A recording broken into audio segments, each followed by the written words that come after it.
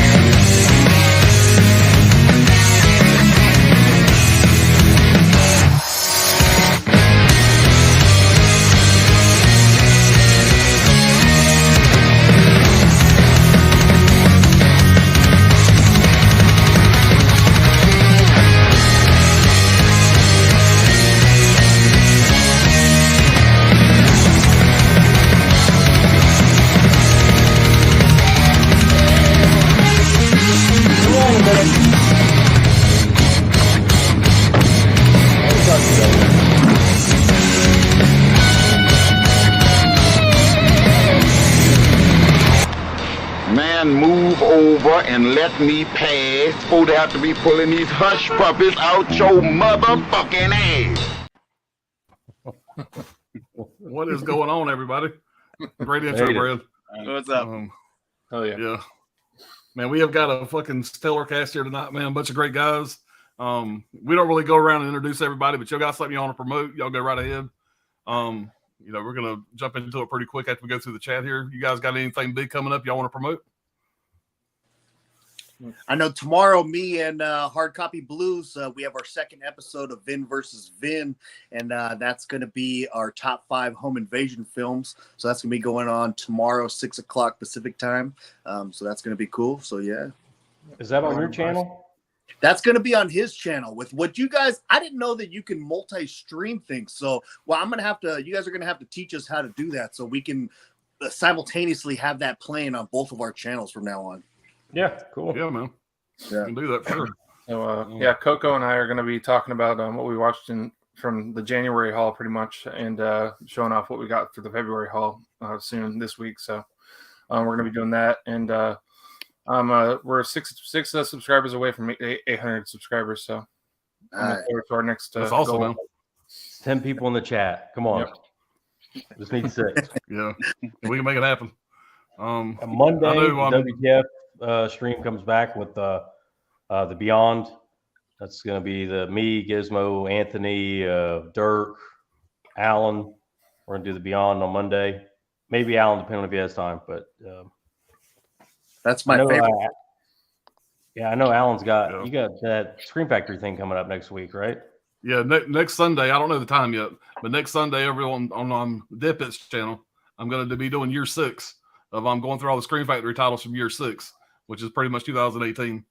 But me and the Dead guys and Born to Be Rad's gonna be doing that next Sunday night, so that should be a good time. So Nice. I'm sure they'll announce the time soon, probably 8-9 o'clock, somewhere around there Eastern time. Nice. So yeah, it's gonna be a good time. Yeah. Before we ruin this, thanks to Vinicio for coming on, and everybody welcome Chuck to YouTube live streaming first time ever on a YouTube live stream. Yeah. You know, he's been around. Everybody knows him. He's been around forever, but he just like never gets time to do a YouTube live stream. But definitely check out his channel. He's gonna be doing more content, and it's always good stuff, especially the reviews. Definitely. Hell yeah, man. Of course, we're And for all your international. We got Gizmo. We got Make sure you Gizmo follow Antarctica him there. Yeah, everybody already follows him on Instagram. There you Look go. over to fucking YouTube now. Yeah. I'm a little behind on my YouTube followers. Yeah. Right. So we'll see who's out there in the chat, and we'll get started here, guys. Hollow Notes, what's up, man? You know we can't start the chat without him being here. He's in everybody's chat. I swear he's got 10 TVs and he watches everybody's shit at one time. He's got to. What's going on, man? What's up, guys? The press commence. King Gore, what's going on? What's up? No. Dirk. Yep. What's happening with our Dirk. partners in crime there? My buddy Ryan, Dr. Ordinary, what's going on, man? Ryan. I went down to his house today to watch one of these Vinegar Syndrome titles, and I'll talk about it later, but it definitely did not make the top 5. It was garbage. Absolute garbage. And it's a really, really cool fucking packaging, but it is an ass juice movie. It's terrible, dude. Yeah, terrible. There's a few of those. We could do the opposite too. We could say the worst Vinegar Syndrome one. Yeah, I would have no problem with that. I'd have no problem with that. I could come up with that without fighting about it, actually. Yeah. That would probably be a lot more debatable. That would probably be a more fun stream. It won't be a fun stream. It'll be like, no, fuck me, fuck you. That's what it's gonna end up being. Be about a 10-minute stream. King Gore has a great channel, by the way. So I don't know if you guys have ever checked him out. He's good. Definitely. I'll check it out. I'll subscribe to him, check him out. Definitely too. Hollow Note said, hey, Dirk, Dr. O. Everybody's saying, hey. Geriatric GTA, what's going on? What's up? So I'm not the only old bitch here. That's good. Dr. Ordinary, great intro. Yeah, that's all Brad, man. Brad's gonna get those damn things. Gonna put me out of a job. Adrian James, what's up, guys? Worked out. That was a really good intro, bro. Yeah, man. We need it to be 3 minutes, so YouTube doesn't shut down the stream. You know, before the shit actually starts, just don't forget about us. Right. Once the 3 minutes goes past, apparently. Yeah, they got to do roll. They don't want any cussing in like the first 15 seconds, and it's hard for us to get 15 seconds without cussing. So, hey, seriously, me too. 15-second, buffer. So that's and anytime somebody invites me to the stream, I normally tell them, man, I got a bad mouth and I just can't, So. Hey, you're in the right place. I promise you're in the right place here.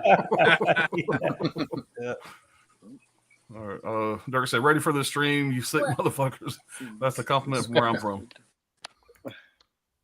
Adam the Movie Hunter, what's going on, man? Hey, everybody. Oh, there he is. There's Coco. What's going on, Coco? What's up, Coco? Have a great stream. Appreciate it. Saying hey. Say hey to Coco. Ken Carlson saying hey to everybody. What's going on, Ken? I'll get through all the hellos here. All right, Adam the Movie Hunter said, hey, Holland, can't wait to see everyone's favorites. Everybody being friendly. A lot of people think Copy Blue saying great intro. A lot of people say there's going to be a lot of parody in this one. I don't think so, man. I think most people are going to pull different shit.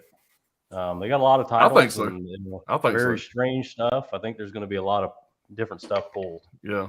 And I don't have as deep a knowledge as most of these guys, so I'm sure they're probably going to fucking laugh at my top 5. But I know y'all probably seen a shitload I ain't seen yet. I got a shitload on the shelf I still haven't watched yet. So my window or my pool I was pulling from is a lot smaller than y'all's probably. Shit that I've actually seen. But all right, Archive Blue said great intro. Basement Blue saying, hey to everybody, what's up, Tony? What's up, Tony? Wild Wrangler, Pops and Crew. What's up? Everybody saying hey. All right, guys. We're going to get started here. Just a bunch of hellos there. Appreciate everybody being here. So yeah, the way we do it here, guys, we're just going to go around the table. Everybody starts off with number 5, and we'll get this thing rolling. All right. Everything ain't changing. What's going on? There we go. Nope, not me. I'll pull down the. Yeah, I'm a professional, guys. Y'all hang on. All right, Brian, you're first, buddy. First, okay. So my number 5 is one that a lot of people don't really know about in the Vinegar Syndrome line, but this is like an exploitation classic in my opinion. It's about this group of like summer school students that like go to the Grand Canyon, but their bus breaks down and a bunch of bikers just invade them and like terrorize the shit out of them. And it's called Trip with the Teacher. Oh, it's really good. This one's, I think it's out of print now, but it just came without the slip or whatever back in the day, like one of the first year Vinegar Syndrome line titles. It's just one that I always loved. It's this gang just terrorizes the shit out of the teacher, just like, you know, it's total like rape revenge too. It's got the story like that, and then they just fuck with these kids hardcore that are on this bus, and it's just insane. The leader of the biker gang is just relentless. He just goes for it like no other, and it's just, I don't know, if you like movies like Last House on the Left and, you know, like Thriller and stuff like that, you definitely would want to check this one out. So that's my number 5. Gizmo's ears perked up. Gizmo said, "Yeah, you had me at rape revenge." Yeah, well, I'm the same way. Honestly, I feel like my taste is really on par with Gizmo's, man. I like that crazy shit like that too. So that sounds right up my alley, Brian. Yeah, this was in like one of those 10 movie packs at Best Buy back in the day. Like they would have like a bunch of different exploitation classics in it, and I saw that way back in the day. But it was really chopped up and beat up, and Vinegar Syndrome, you know, just cleaned the shit out of this movie. So it's kind of repetitive. It's got like one song throughout the whole movie that just keeps going. Like you kind of repeat it a lot of the time. But I mean, other than that, micro budget. What are you saying? Yeah, micro budget. Micro budget. Yeah, it's definitely micro budget, but it's effective as hell. Yeah. Awesome, man. I'm making a list, by the way. So ones I hadn't seen, I'm definitely gonna check out. Get your notepads out, everybody. I'm just going to shit on my job first. I actually downloaded that illegally back in 2004. You know, you wouldn't steal a car, would you, Gizmo? No. Well, why steal a movie? All right, so my number 5, the thing that I love about Vinegar Syndrome is probably 90% of these movies I've never heard of before. So being able to watch all these movies for like the first time and either find out if they're a horrible movie or find hidden gems that I've never even heard of, that's one of the things I love about Vinegar Syndrome. And this is one of those for me. Dead Heat. Heat, I had never seen this movie before and never even heard of it. And when they released it, I'm like, damn, this is such a fucking fun movie. I mean, is it brilliant? No, it's not, but it is just such a great time. You know, it's hilarious with the cops kind of dialogue and stuff like that, the whole concept of what's happening. But another thing that always wins me as well is going to be practical effects. And in this movie, like all the different kind of scenes have so many practical effects in them. I know when they're in like that, man, it's kind of been a bit since I watched it, but there was some kind of slaughterhouse, I think it was, and like the pigs are like fucking moving and shit like that. I was like, this is so fucking entertaining. I don't know how they did that side of beef. That side of beef, how the hell they did that, I have no idea. You can see right inside of it, and it's fucking walking. That's crazy. It's so fucking cool, man. I was like glued to the TV watching this thing for the first time. It was so fucking entertaining, and I love this movie. And yeah, this is my number 5, man. Practical effects always win me over. Crazy good practical effects for what it is. Yeah, I mean, Yeah. Love it. Yeah, Joe Piscopo was gold back in the day, man. It was a lot of fun. Good pick. Yeah, I had problems with my 5, as I know most of you had. So, but I fucked up everything because when I got home now, I changed my title right away. It was just like, bam, I need to put that in the list instead. Yeah, this movie is, I need to look here since my English is so-and-so. It's directed by Adam Rifkin, and what I really like was shocked with this film was because I'd only seen Mouse Hunt when I was younger and Small Soldiers, and of course The Chase. And when I saw this movie was released through Vinegar Syndrome, I got shocked because when I saw this film for the first time, I thought, of course, it was going to be shit. But it was fucking great. I loved this film. And I never been the biggest fan of Maniac Cop. I like them, but they are okay. But I think this movie just does what Maniac Cop should have done. Just do everything fun. And there are a bunch of nudity, bunch of violence, really great one-liners. And the guy who plays the cop here, he's just going full retarded in this film, and I just love it. And there was one, the bonus material on this. It's a 40 minutes documentary on this that's really fun, where you get the director is talking about why he did this film, because he has done, like I said, bigger studio films and stuff. And he wanted to do horror films, but he didn't want to do it to his like brand. So I'm not sure if he changed his name for it, or if it was just like a new line of kind of films he went into. I don't understand, didn't understand that completely. Yeah. But I love this film, and I've seen it 2 times now, so it's a fun watch. Highly recommend it. Yeah. Same director as Detroit Rock City. Yep. Yeah, and also Invisible Maniac. Yeah. Yep. Yeah. Yep. So that's my Nice. number 5.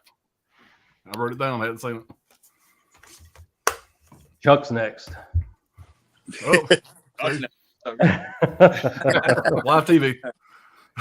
Fire with the director. One that I literally don't hear anybody talk about at all. It's on the exploitation side. Sweet Sugar. This is it was one of the earlier ones that they did with the slips. I think the slip was only limited to like 1,000 or 1,500.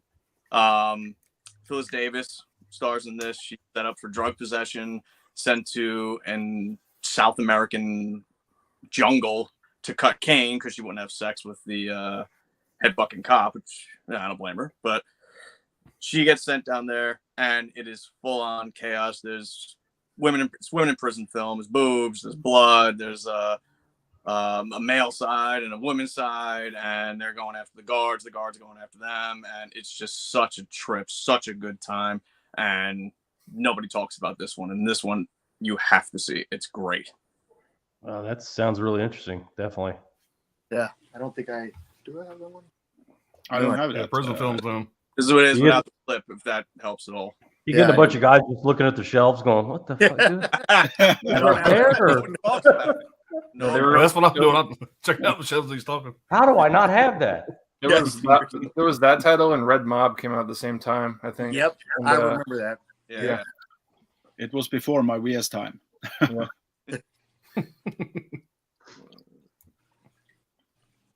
that's a good one, man. 2017, this one. Good one. I think Check they that one out. in those new out of print restocks in December or Black Friday sale, they had that in there, or for the January, whatever they did. Yep. Subscriber week. Yeah, subscriber week. Yeah. All right, my number 5. This is how I found Vinegar Syndrome, and this is a childhood favorite of mine. I'm really glad that they put it out. This is a definitive release. It's probably never going to get another one, but it's Dolly Dearest.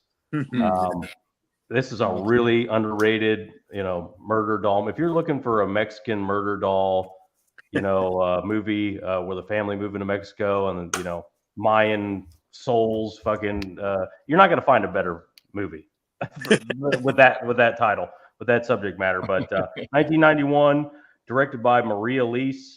Not familiar with her. This is the video store VHS, artwork here. Everybody remembers that. Big time nostalgia for this one. Was really, really happy to see this actually get a release. But it's follows a family moving from Los Angeles to rural Mexico to buy and run a doll manufacturing company, conveniently located next to a Sanzian burial ground. Doll possession movie, Mexican Chucky, essentially. You get a Denise Crosby interview, and you get an interview with the dwarf who played the doll. That's about it. I'd love to see them get Rip Torn, who was in this movie. I don't know if he was alive still during the time. I don't know if he's still fucking alive. He would have been a great interview for this. He plays a little bit straighter than I would have liked. I'd like to see him crazier in this, but it's a solid release. It's not the best release they have, but again, the nostalgia. I like the movie overall. It's a good one. If you don't have this one, definitely pick it up. I bet you this is going to be on the if they ever do a $10 sale again, you'll be able to get this. I think the slip's gone, but it's still available. Check this one out. Yeah, Nice one. Yeah, good pick. Ed Gale also said it's his favorite role as the doll. No, the doll. Yeah, the guy who plays the the dwarf. His interview is pretty interesting on it. He really thinks he's the star of the world. I mean, I've never seen such a small person have such a huge ego. He's just like, without me, this movie wouldn't happen. Okay, they owe me. Everybody owes me. I'm the king. You know, like those people that made the props, they're bullshit. And the props, the practical dolls in it are great. By the way, that's the one thing I wanted to mention. I love the little dolls that they made. And unlike Chucky, it's not just one doll. It's a warehouse full of dolls. Yeah. That's another element to it that I really enjoyed. Like they're all possessed, not just one. Wasn't the dwarf guy from Chucky? Yeah, he's also playing Chucky. And he's playing also Howard the Duck. Yeah, Howard the Duck. That's right. Howard the Duck. Well, there you go. No. That makes sense. Hell yeah, man. That's a good pick. Yep. All right. My number 5 here, I went back and forth on my 5th pick. I landed on this one here, mainly because it's such a childhood favorite. I grew up with this movie. The package is fucking stellar. And that's Beastmaster. Oh, and I mean the package this was the first VSU that they came out with. Everybody's familiar with these. You got the magnetic clip there. And this is a movie that I feel like if it wasn't for a company like Vinegar Syndrome, there's no way this is getting a 4K. Yeah, 100%. I watched this. This was on repeat. Back in the day on HBO, TBS, shit like that, they would show it all the time. But this is just a good time. You got a very minimal cast in this. You do have John Amos from the good times back in the day. You got Mark Singer as the lead role. Their costumes are ridiculous. I rewatched this a couple days ago. It was campy as hell. If it wasn't for the nostalgia factor, I don't know if I would have liked it if it was a first time watch as much as I did. But like I said, I watched it so many times growing up, and I always call this kind of the poor man's Conan the Barbarian. It's kind of sort of the same vein, sword and sandal kind of movie. Directed by Don Coscarelli. Yeah. And I think he did the screenplay for Bubba Hotep, and I think he wrote Phantasm. Yeah, he did Phantasm. And did some other stuff. But it's a good time. I mean, you got a guy here that has a special power where he talks to animals. They used a tiger that was kind of controversial back in the day. They used a tiger that was an actual striped tiger, but they painted the damn thing black. And I think they got some. So they had some problems with that. But man, the packaging alone, I went back and forth with this one and a couple others. To me, I was looking at packaging, features, my enjoyment of the movie, the whole package. With Vinegar Syndrome, whether you're a slipcover collector or not, you got to factor in the packaging because their package is second to none. And this is some of my favorite shit they've done. I mean, of course, you get the book and all that shit, but once you take all that out, man, just look at that. I don't know, it just looks fantastic. You also got Rip Torn in this. Rip Torn plays the bad guy. He's got his nose prosthetic on.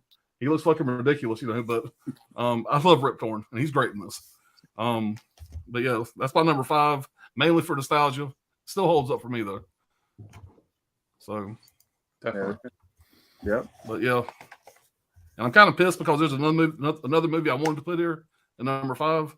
And I'm probably going to regret it later because I like to talk about it as well, but it just didn't fit. So it's amazing we all had the same problem though. Everybody's like, God, number 5 was really pushing my shit in. Like I don't know how the fuck I couldn't pick 5 to save my life. I was sitting right before I got on the stream. I'm like, how did I not get this movie in my top 5? There's no way this movie's not in my top 5. The one I'm thinking of. Yeah. And Don Coscarelli is a weird career because he made Phantasm and he made Bubba Hotep, and both of them are great. And I like all the Phantasm films. Yep. But he didn't do anything else.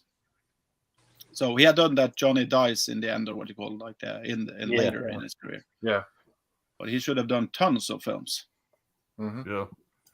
I'm going to go through the chat real fast. Yep. We're not going to try to make this too a stream, so I'm just going to go through it real quick, guys. If I miss anybody, I do apologize.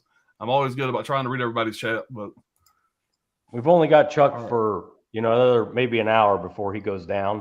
So Yeah, I'm good. Everybody's still saying hey there. that's a little more than an hour, I think, but not much. Oh yeah, that's a solid hour at least though. Dirk said Brian with the DVS title. Hell yeah, man. That sounds crazy. Definitely got to check that out. Heavy. Brad, you love Triple the Teacher. Yeah, let's check that out. Yeah, I'm gonna have to grab that one. Anything prison movie, especially a woman prison movie, I'm all about it. Mm-hmm. Not order said Gizmo rocking the Pirate Bay back in the day. Yeah. Basic Blues Dead Heat. Dead Heat is great. What I remember back in the day. Yeah, I got it on the shelf. I haven't watched that release yet, but I've seen that movie a lot back in the day. Fish, what's going on, Fish? What's up, guys? That's what I hear. That's what I hear. I'm enjoying what Vinegar Syndrome has put out the past year. Yeah, I think it's one of their best years. I mean, I've only been. I think it is around their best year last year. Last year they killed it. Because I've been involved, it's the best year that I've been around. Hard Copy Blues. Joe Piscopo was so over the top in sidekicks. Got to check out Dead Heat. Damn, that slip is out of stock. Mm-hmm. Yeah, it's more of the same in Dead Heat. Yeah. Yeah. Need to see Psycho Cop. Psycho Cop 2. I'm waiting for them to release the first Psycho Cop. They did the second one. I've been waiting on that first one. They haven't done it. Yeah. And that's Psycho Cop Returns, right? That's what it's called. Yeah. Yeah. You don't need to see the first one to see the second one, though. I know, but still. I'm just telling Alan before he, tries to hunt down the first one. Yeah. Brian knows me. I'm gonna go out and try to find the first one. Though. I got fucking Psycho Cop 2 and 3 on the shelf, or Maniac Cop 2 and 3 on the shelf, and I don't have one yet. So I was trying to wait to get one so I could watch the trilogy. But yeah, I have part one, and I've seen them before. Yeah. The slip is amazing too. Hey. Nice flex, man. Nice flex. Shots That fired. is a nice looking slip. I wasn't going to throw it in Gizmo's face, but I got it too. I feel bad for anybody that doesn't have the slip, by the way. I was too late. It comes with this slip. Oh, Benicio.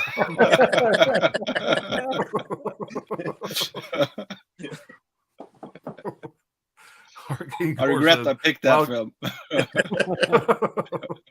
You're getting great recommendations out the gate. I'll check out Dead Heat tonight. Cool. So Adam, fun. movie on a great pick, Gizmo. Got to check out that one, Chuck. Not familiar with it. It's a great film. Nobody talks about it. Definitely check it out. Yeah, Tony likes Dolly Deer's pick there. All right. Dolly D is a fun movie. A lot of that's nostalgia too. I think it's like Alan said. There's like an algorithm. It all goes in, nostalgia, the package, how good the movie is, and I think it's actually a good movie. It's not just like, schlock. It's actually an interesting concept. I like it more than play, and I know I'm not in the. You're trying to get beat up? Is that what this is? All right, Dirk said, hell yeah, Brad, Dolly Dearest, that bitch gets bloody. Yep. A lot of fans of the Dolly Dearest, Brad. All right, fifth pick, everyone is different. This stream already kicks ass. Yep. I want that Robert Muldoon figure. Don't even get started here with the figures. The cameras will start panning around.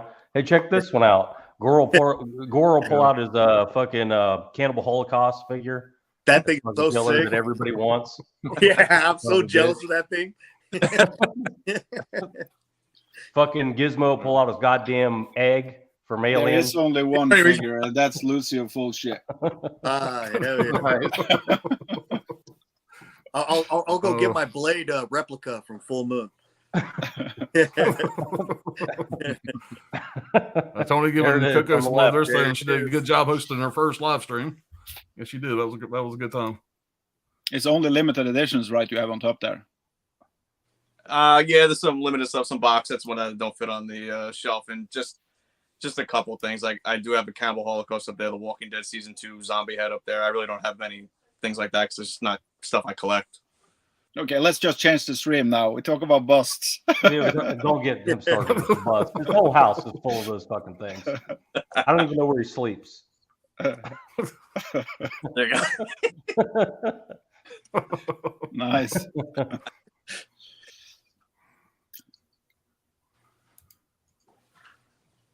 All right, well, I ran some great movie pops.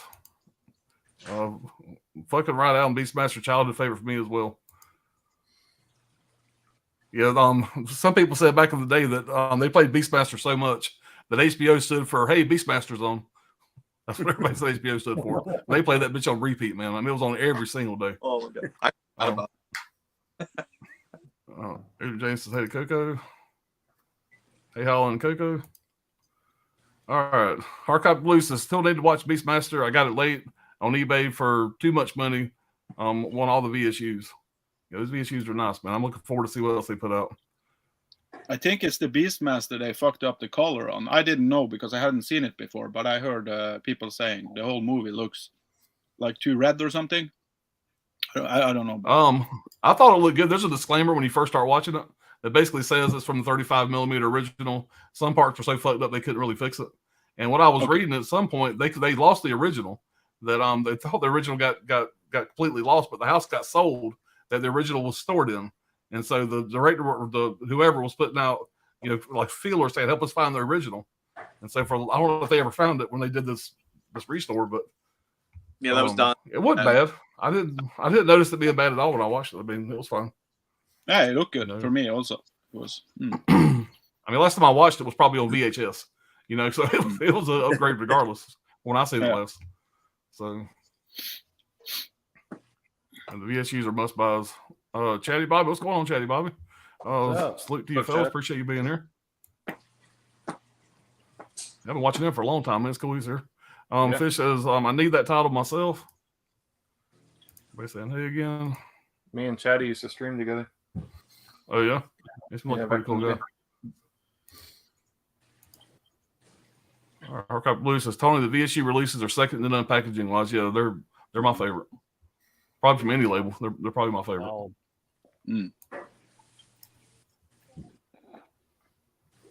I'm just skipping over a lot of the haze here, guys. Hardcopy Blues, I dig pop style and managing the chat. Keeping it moving. Don't have to highlight all the pleasantries. Appreciate it. Yeah. I guess I don't know if that makes me sound like an asshole. Fuck y'all, we ain't got time for all this bullshit. Let's just get started. I got shit to do. We don't have time for that nice shit over here. Craig, what's going on, Craig? Listen, Craig, what are you worried about? You, Tommy, are gonna cheat anyway. You're the French called fat and competent. Fat and competent. What the hell's he talking about? He's doing a Home Alone reference again. You're what the French called les incompetents. Yeah, I got you. He's probably going, dude, you read that all wrong. Goddamn. Yeah. It's always Home Alone. One real nerd. Hello, what's going on? Cool name, by the way. That is Basement Blues. Yeah. King or Coco, y'all are killing it with those shows. Love them. Yeah, they're a good time. Y'all ain't checked out the Lost Girls. You're gonna check that out. Oh yeah. Dirk said, "Damn, Gizmo got thrown into the bus and dragged." Absolutely. Steve Mars, what's going on, Steve? Greetings, gentlemen, Steve? and flick friends. Thanks to Tony. All right, Craig says, "Listen, Craig, what do you say? Word? Okay, do you do it again? Okay, I guess you want me to read it and maybe redo it, but I'm done. I really enjoyed it." All right, one real nerd here says, "What is your most favorite Vinegar Syndrome film of all times?"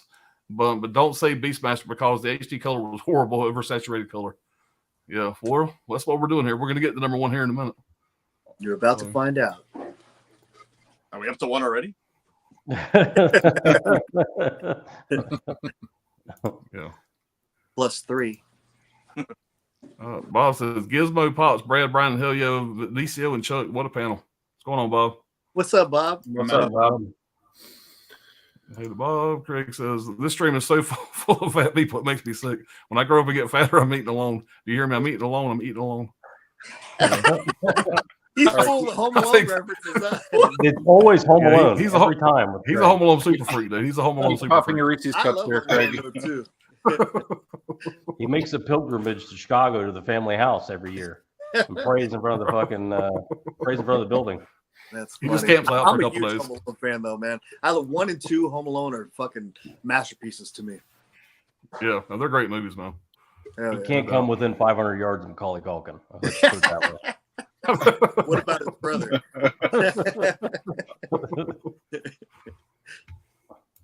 All right. Kian says some of my favorite VS titles are Fade to Black, Werewolf versus Vampire Women 4K, TCM 2 4K, Thriller 4K, Spookies, Corruption of Chris Miller, Madman 4K. Some great ones in there for sure. Yep. Yeah. For sure. Yep. All right, guys, we're gonna move on and start at number 4 here. Number 4, yeah. If I remember the order, I wrote it down. Yeah. Everything jumps around when I switch screens. Everything bounces around, fucks me up. Now, a lot of people don't talk about these movies too much, but I'm just going to talk about one of them, the set. That's the Televised Terror set. I really love these box sets of TV films, and I hope they do more of them like this. Because the one I liked the most in here was Are You in the House Alone? Yep. That's my number 4. Agree. Really solid title about this girl, who's getting terrorized throughout high school and stuff like that, getting anonymous notes that are just threatening, and she's getting assaulted and shit. And it's got a real young Dennis Quaid in here. He's vicious in this. Really great. They kind of pushed the limits as far as they could on a TV horror movie with this. And the other films in the set are great too, but this is just the one that's my number 4 pick. So check it out. That is a really good one, man. And that box set too, I love almost all those movies in there. I enjoyed all of them, man. The other 2 films star Tom Skerritt, so you got him in there. Yeah, like a Tom Skerritt box set. Sharon Stone's in one of them. Elijah Wood's in another one. I like the Elijah Wood one too. That one's good. Yeah, The Child in the Night. Yeah. Yep. I just hope they release another set of those and they include a movie I've been waiting for years, Nightmare on the 13th Floor. It hasn't had a release. That's they're supposed to. I think in November. I think it's slated as far as the subscriber. The whole, they tell you everything that's coming out in the year. Oh, yeah. Nice, man. All right. So my number 4. We were just talking about the whole Home Alone references. So mine's going to be Dial Code, Deadly release. Games. This is one, another one. I never even heard. Actually, you know what? I lied. I have heard of it as a kid, but I never watched it until this release came out. And man, just like I said, I'm usually like a gore hound and stuff. This movie is not gory at all, but the substance that it has is just fucking amazing. I love the relationship with the child and his grandfather and just how adventurous he is. I mean, he just he reminds you of every male kid, or any kid really. He's just so adventurous. He watches the movies and wants to be an action hero and stuff like that. And then this fucking crazy fucking Santa Claus guy comes in there and tries to fucking take over the house. And he's doing all his little Home Alone things to get him the fuck out of there. The part where he puts his grandfather inside that night suit of armor. Man, that's just so crazy. I loved this movie so fucking much. Another one, the first time when I watched it, I was just like, at first I was like, oh man, this movie's subtitled. And then, don't get me wrong. I love subtitled movies, but I have to be in the mood for them sometimes. And this movie just drew me in right away. I didn't even notice. I was so into it that I wouldn't even notice I was reading the subtitles. And it was just so fucking good, man. I absolutely love this movie. Great movie right here. And I watch it every Christmas now. Around the Christmas holiday season, this is a must watch. I have to watch it. Yeah, the French, man, they're really good at severity. And that Santa is fucking out there. Batshit. Slaps the shit out of a little kid at the opening. Yeah. It's awesome. Yeah, he's just like a fucking bum that went nuts. And by the way, John Hughes did rip off that movie for Home Alone. Yeah, it's documented 1,000%. He was there. He saw the movie at a premiere, and then he wrote Home Alone. Yep. No way. Yep. Wow. Yep. I didn't know that. Off the top of my head, I think that film's from '89, right? Deadly Games. Yeah. The year before. Home Alone came out. For Home Alone, I remember if Home Alone was 90 or 90. Yeah. Yep. Yeah, this one's 89. Yeah, that's such a trip. Yeah, it's got a great score to it too. It does. Yeah. It's a fun ass movie. The French is really underrated when it comes to horror. Vinyl too. I need to get the vinyl. I also collect horror vinyl, so Oh, you're one of those? All right, I regret this. Kick him out. Yes, That's a great pick, man. I love that fucking movie. Great pick. Hell yeah. Yeah, it was a great pick because my pick is also this. Yes, I told you, Gizmo. I told you. First I really duplicate. feel like me I like and you have such good fucking taste, or the similar taste. He said, "Yeah, Gizmo, me and you were both fucked up. Really fucked up the same way." Yeah, I think I hadn't heard about this film before. It was never legal in Norway, I believe, at least. I tried to look it up also. I couldn't find anything about it in a regional release, but I know it had a Scandinavian release, and in Scandinavia it was called Game Over. Yep. And in America, I think it was called Dial Code Santa Claus, or was that in England? I don't remember. But 3615, Dial Code Santa Claus, yeah. Yep. Yeah. Yep. And I also saw the doc that was on this, and also if you look up on YouTube, you can find an interview where I think it's Chris Columbus, or was it John Hughes? I don't remember who of them are saying that, no, we never saw that film and we didn't know about it at all and blah, blah, blah. But it's impossible because they came out like years between, like 1 year or 2 years between. Yeah.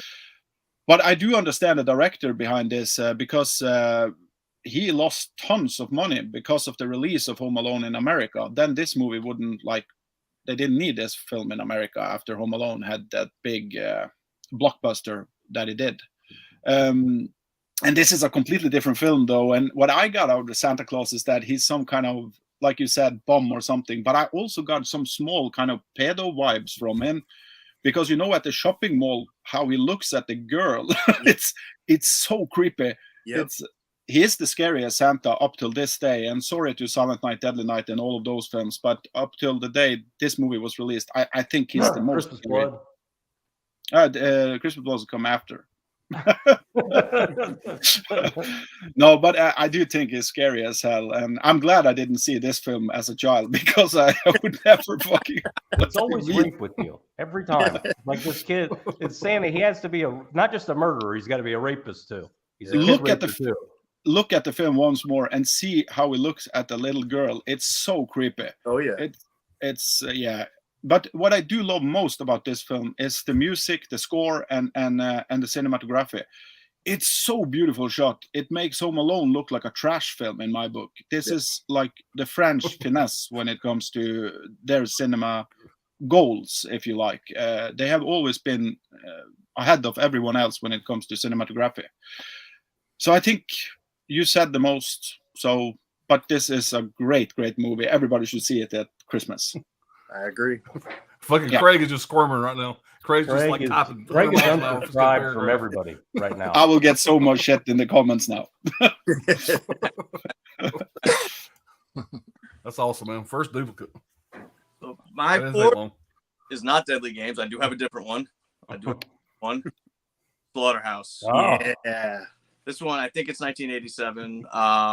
It's this book owned by Lester Bacon, and it's Bacon and Sons, which is terrific. This tells you how this goes. And he's going under. Town is foreclosing on him. Somebody that used to work for him has his own slaughterhouse, is trying to buy it from him. His son is got mental problems. He doesn't talk. He makes noises like a pig.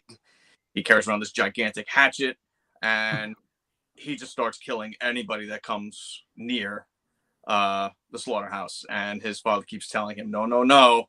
And he just keeps rattling off 3 names of people to kill. And it's got great practical effects. And it's just out of control. And slip flex, they did. It's actually an annoying slip cover because it splits like this. Mm-hmm. And if you put it on the shelf and it's tight and you go to pull it out, it just stays there and this comes off. Yeah. So actually a little bit annoying rather than the top ones that they've gone with now with the box sets. But great film. It's loaded with special features, from commentaries, interviews. There's just a ton of stuff on here. So even without the slip, if you're an 80s horror slasher fan, this definitely needs to be in your collection. Yeah, that slip is worth a lot of money. That side slip. Yeah. Whatever the fuck they call elevator slip. Yes, though, it's just like it was an interesting idea, but I'm glad I didn't do it anymore. Yeah. I actually have that one. That's one of the rare ones I actually have. So Yeah. They kind of did it for the Angel box set too. Oh yeah. Well, the Angel one's it's a top loader. Yeah, it's a little bit tough. It's funny, man. Slaughterhouse. I remember hearing about that movie when I was in the first grade, and I never watched it until Vinegar Syndrome released it. But I remember I knew this kid in fucking first grade, and he was talking to me about Slaughterhouse, getting me all amped up about it. I never got a chance to watch it until Vinegar Syndrome. So it was weird nostalgia when that one came out. We'll have his chair. Oh no, there it is. Okay.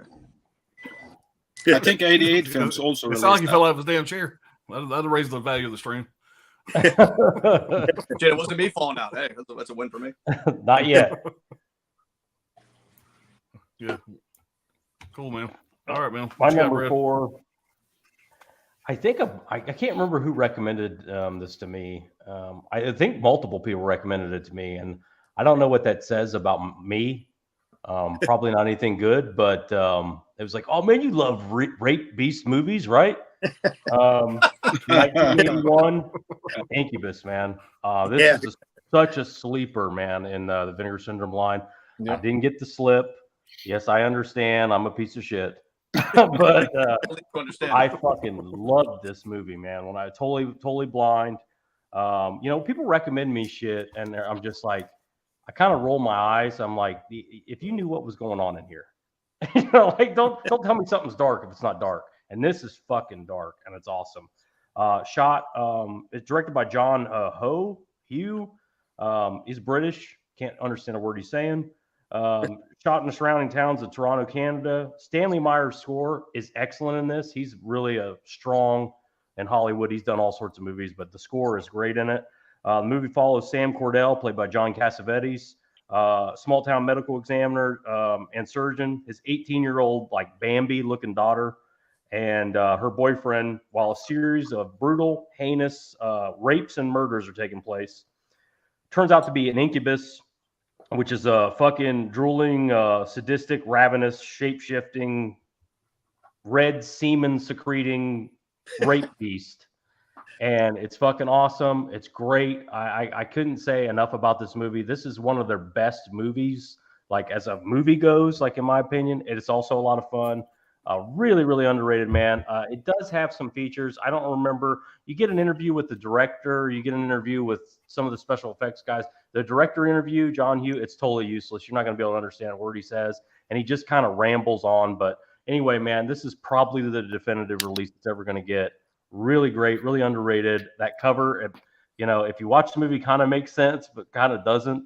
I guess I would check out the reverse artwork, but it's really good, man. And you don't want this spoiled for you. You want to go into it blind, but check this one out. You remember the first line in the movie, Brad? I wrote it to you. It's when they're at the lake. The two first lines. Well, fuck you. No, you bitch. You bitch. Oh yeah. There you go. Then you know there's a bad That's sci-fi. the kind of movie. That's the kind of movie we're dealing with here. I like that one a lot. That one's cool. crazy good. At least for me, I loved it. Yeah, no, I loved it too. Was that a trauma film?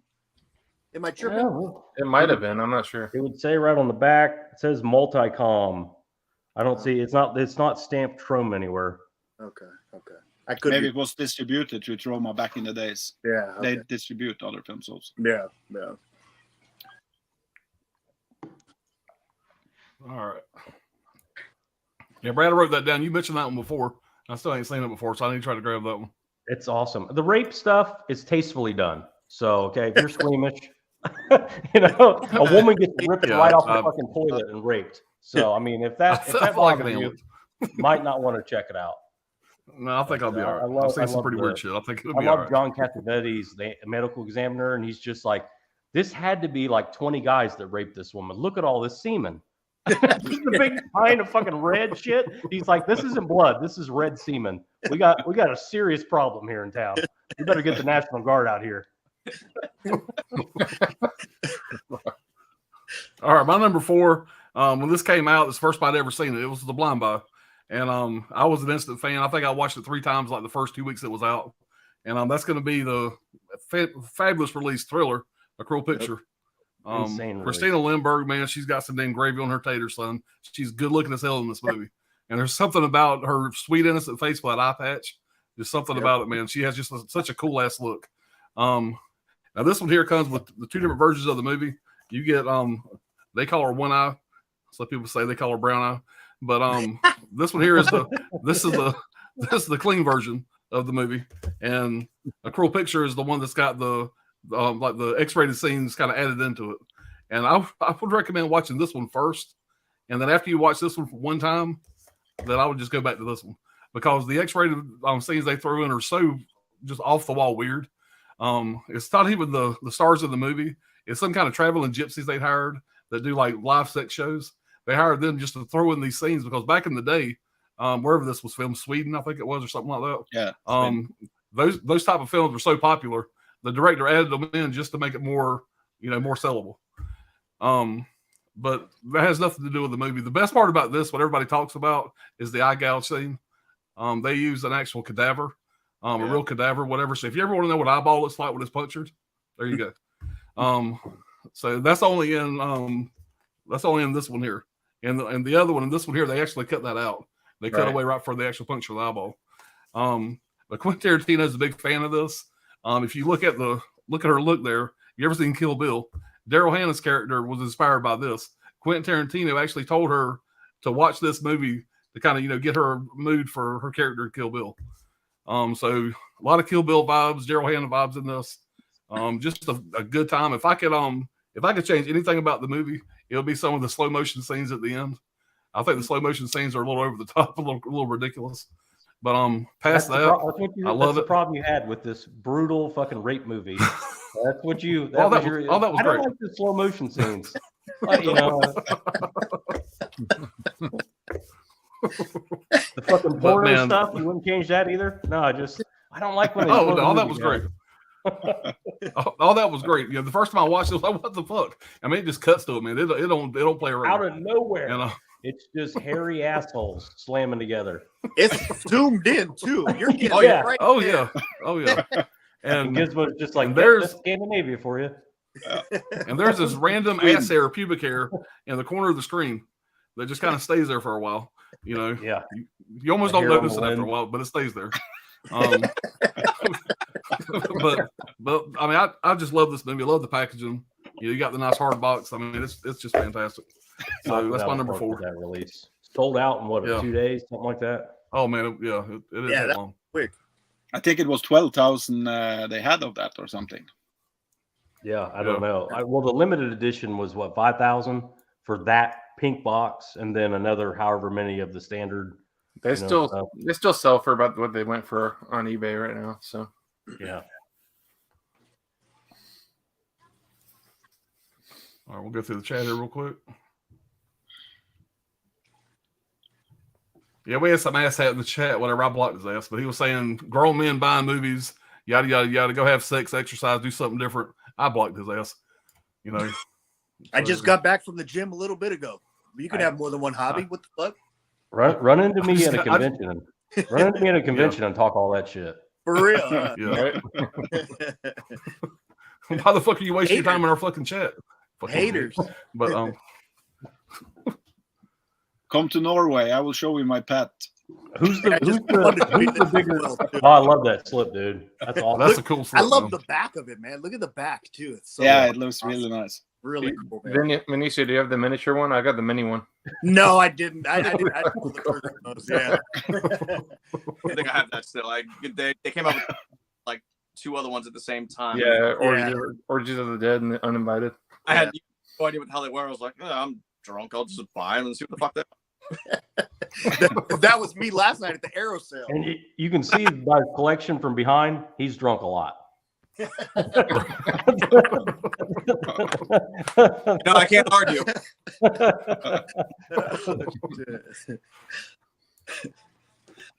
all right. Tony says, I still need that televised terror set. Get it? Love TV really movies. I think it's still Gus, in. what's going on, man? Not out of print.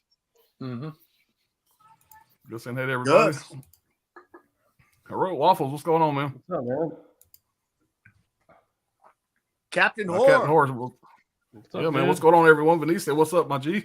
What's up, my dude? Basement Blues.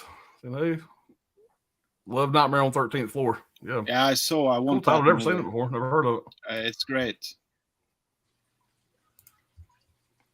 Everybody saying hey here. It's a Jolly from. I think it's from America. I think so. Yeah. Sort of a Jolly. Hard Cop Blues. Damn it, VDC. Another VS4K with a slip out of stock. Fucking Brian has more of them than I do, though. I'm still missing a couple. I got a shelf over here. 2/3 of it's full with Vinegar Syndrome and Partner With. I don't even have one blood. Out. This guy has two now. You have 2 blood hooks, yeah. I got you 2 dicks. Yeah. Over here, one. All right. King Gore says finally subbing up the crew. Didn't know there were 4 other streams. 5. Damn. Yeah. Out of the movie hunter. Great movie, Vin. I watch it every Christmas as well. Yep. Hell yeah.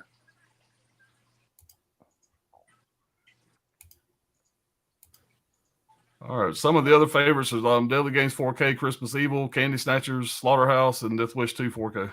Still ain't watched my Death Wish 2 yet. Almost hit the list. Candy Snatchers is underrated. Yep. Great. Christmas Evil too, man. It's funny. The first time I watched that movie, I hated it, and then I watched it again. I fucking loved it, and I that's another one I watch every Christmas. I love that movie, man. I do too. I'd love to see that get the 4K upgrade this Christmas from them. Yeah, that would be nice. Yeah, see it. I can see them doing that. Yep. Dan Hughes owes them some money. Gus says, I know, Vin, the reason I haven't bought that yet. First double. Bobby Blues. Okay. Everybody's still saying hey here. I just want Hitler on Ice. That's the film I want. Hitler on Ice. It's going to be. I can't be as good as Christmas Blood. Of course not. Christmas Blood was, yeah, the director's a weird bitch, though. Christmas Blood was actually directed by Gizmo there. He directs movies, and that was one of his. It's actually a pretty solid movie. I really enjoyed it. He gets killed in it, too. I love how Gizmo get taken out. Actually really good. I didn't mean it like that, goddamn. Good. I'm just saying that I knew it had a micro budget, so I was going in a certain frame of mind, and me and my son's watching it, and we're going, damn, how much money do you have to make this? This is done very well. I mean, it starts off, man. It's like looks like it has a bigger budget than it did. Is what I'm trying to say. I bet that's going to be a VS title. That seems like something they would grab. I was just going to say cool shit. Vinegar Syndrome. Yeah, that'd be cool as shit. I still got to check out Inside the Whore. He's got another movie called Inside the Whore. It's got to be good.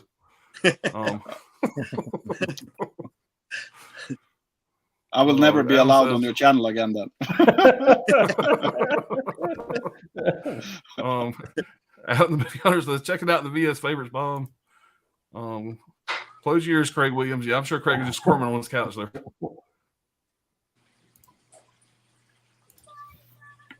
Captain Horse, hey, what's up, Hollow Notes? What's up, Tony? What's up, Bob? All right, morning, be rad. What's going on, Garrett? Say to everybody. What's up, man? Say hey to Garrett. Yeah, and Garrett, this comment here in just a little bit. Garrett, I think, said something. Let's see, deleted it. And he said something back to that troll a minute ago. He's like, here it is. He said, what if I already do all that, bros? So I'm talking about having sex, doing anything else but this, grown men buying movies, that kind of shit. Yeah. Who's the bigger loser, us or the guy watching? Exactly. You know? Mm-hmm. Wait till we do one on our toys, man. We check that out. Yeah. Now you just completely empty the chat. You called everyone a loser.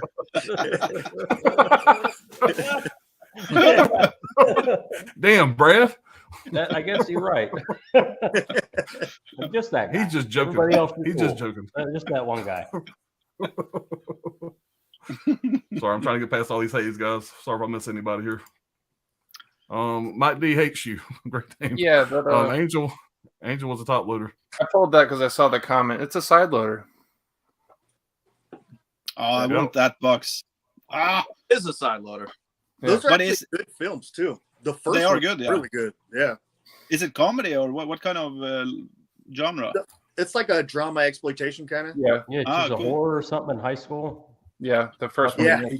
Yeah, she's like a prostitute. It's a really good story, man. It's really interesting too.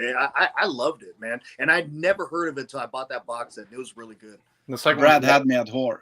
the second one has Betsy Russell in it too. Yeah, Yeah. the second one's cool too. So funny. I thought that was a top loader. Like, look here, I got it up on this side where my box sets are. Like, oh, it's a top loader. Oh, idiot. Vision may be a little impaired right now. No. Yeah, Dirk said Ichabod's good pick, brother Brad. All right, I'm watching TC 2000, and so far is good. Yeah, he was great in those old Tybo commercials. He was awesome in that, man. They put out a lot of Billy Blanks last year. Between VS and MVD, there's so much Billy Blanks going on.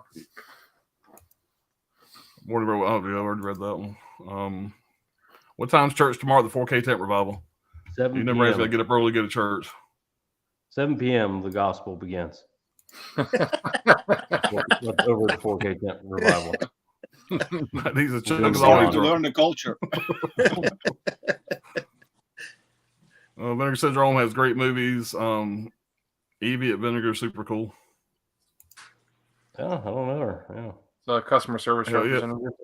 Oh, the bitch on the phone. Yeah, she's. I love that. When you call, it's the same chick every time, and she takes care of it, no problem. Yeah. That's a big deal. Some of these other companies, that's a big deal. Yeah, it's one person that does all their shit. It's crazy. So far, we have movies with tasteful rape and the bitch on the phone. Yeah, that's her. Yeah. Oh, that bitch on the phone, she's awesome. Yeah. Oh, that bitch on the phone. Oh, yeah.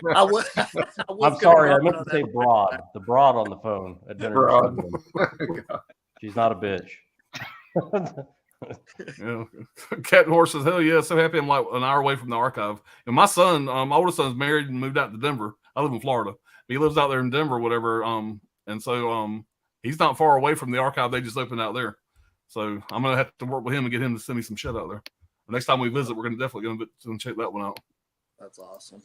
I'm like 30 minutes from I never go. Yeah, they have hella shit in there too. I watched somebody's video of like them walking through there, man, and they have so much stuff in there. It's crazy. During COVID, they expanded massively because they own like this whole building, and they had one floor, and downstairs they had like some used stuff and whatnot. But now they've changed, like they took out like this wall that was on the side where they would go to like pack everything and whatnot, and made that more rooms. They put some room in the back. You go upstairs, downstairs. Now you're all over the place. I haven't been there since they did it, but I really want to go. But the problem is, I know if I go in there, I'm going to spend so much fucking money. Yep. Yeah. Yep. Yeah. It's like a crack den. It's like a crack den for you. You know what's going to happen. All right. I like Alien from LA. Was a great film. Oh God, Mike D hates you. I haven't watched it. I haven't heard anything good about it yet, but I haven't seen it yet, so I can't give an opinion. Nice Cat in the archive is 15 minutes from where I live. Smash that like button. What's going on, caveman? What's up, guy? Maybe one day I'll post my VS collection online. Yeah, should do it. Should. Archive Blues pulling the trigger on Thriller. Very cool. Quentin Tarantino told Daryl Hannah to watch it to prep for Kill Bill. Yeah, that's I love that movie, man. I'm a big mark for it. Cat and Horses. Okay, let's see who's going to pull out the Scanner Cop set. Yeah, that was also almost on my list. Yeah. 25 watching, only 11 likes. Guys, y'all hit the like button. Subscribe to everybody, all that good shit. Yeah. Gus says, is Scanner Cop a direct sequel to Scanners? I think it's unauthorized. They're unauthorized sequels. Yeah, it's a different thing. It's supposed to be 4 and 5, but aren't really. Yeah. It's not linked.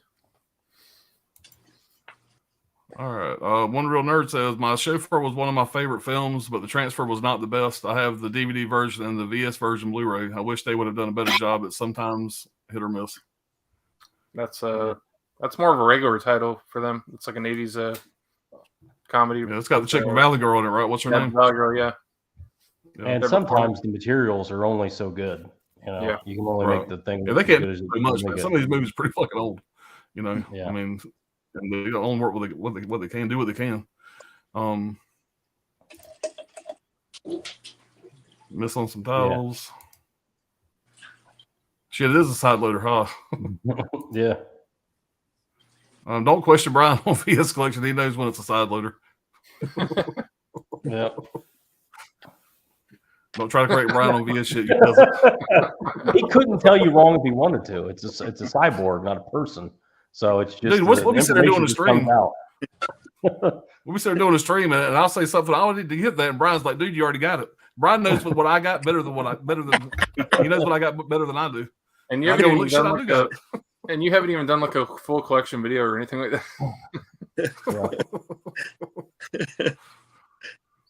What's going on, Adrian James? Geriatric GTA says, "Hey Bryce, I'm watching this stream while having sex and ordering movies off Amazon." That was the dude that was Bryce was the motherfucker earlier fucking with us. Watching the stream while having sex and ordering movies off Amazon. That's awesome. What a great night. You're a bum, Chuck. One real nerd. I know the owner of Vinegar Syndrome quite well. Cool. Oh, cool. Oh yeah. Upstairs is vinyl, back area is books, basement is videotapes, front area is new movies, VS wall, used stuff, tapes out there out of the store, throughout the store. Mike D jokes are a good thing to settle in. Pops, every time I watch a show, I go online and buy something, Blu-rays, 4Ks. Man, that's kind of name of the game. I'm doing the stream. I do the same shit. I make a damn list. I'm spending money too. I just do it after the stream. Sometimes I do it right on stream. Buying shit. You'll see him go into buy mode at least one time. Yeah, you can tell when I go into buy mode. Y'all lose me for a minute. So, okay, so I love Tough Turf, James Spader, Robert Downey Jr. Yeah, it's not a Vinegar Syndrome. But he still loves it. Had to mention it. All right. Well, guys, we're moving right along. We're gonna jump into round 3 here. Everybody's got fucked up again. Look at my fucking list. Brian goes first. All right. All right, this one was just mentioned, and I kind of wish the art was better in this one, honestly, because I don't like the slipcover art or the underneath artwork. I've talked about this before, but that's Christmas Evil. Yeah. Love this movie. I wish they had the trauma artwork that was on the DVD, with just the Santa Claus, the white background and everything. Yep. But yeah, I don't know where they came up with this shit.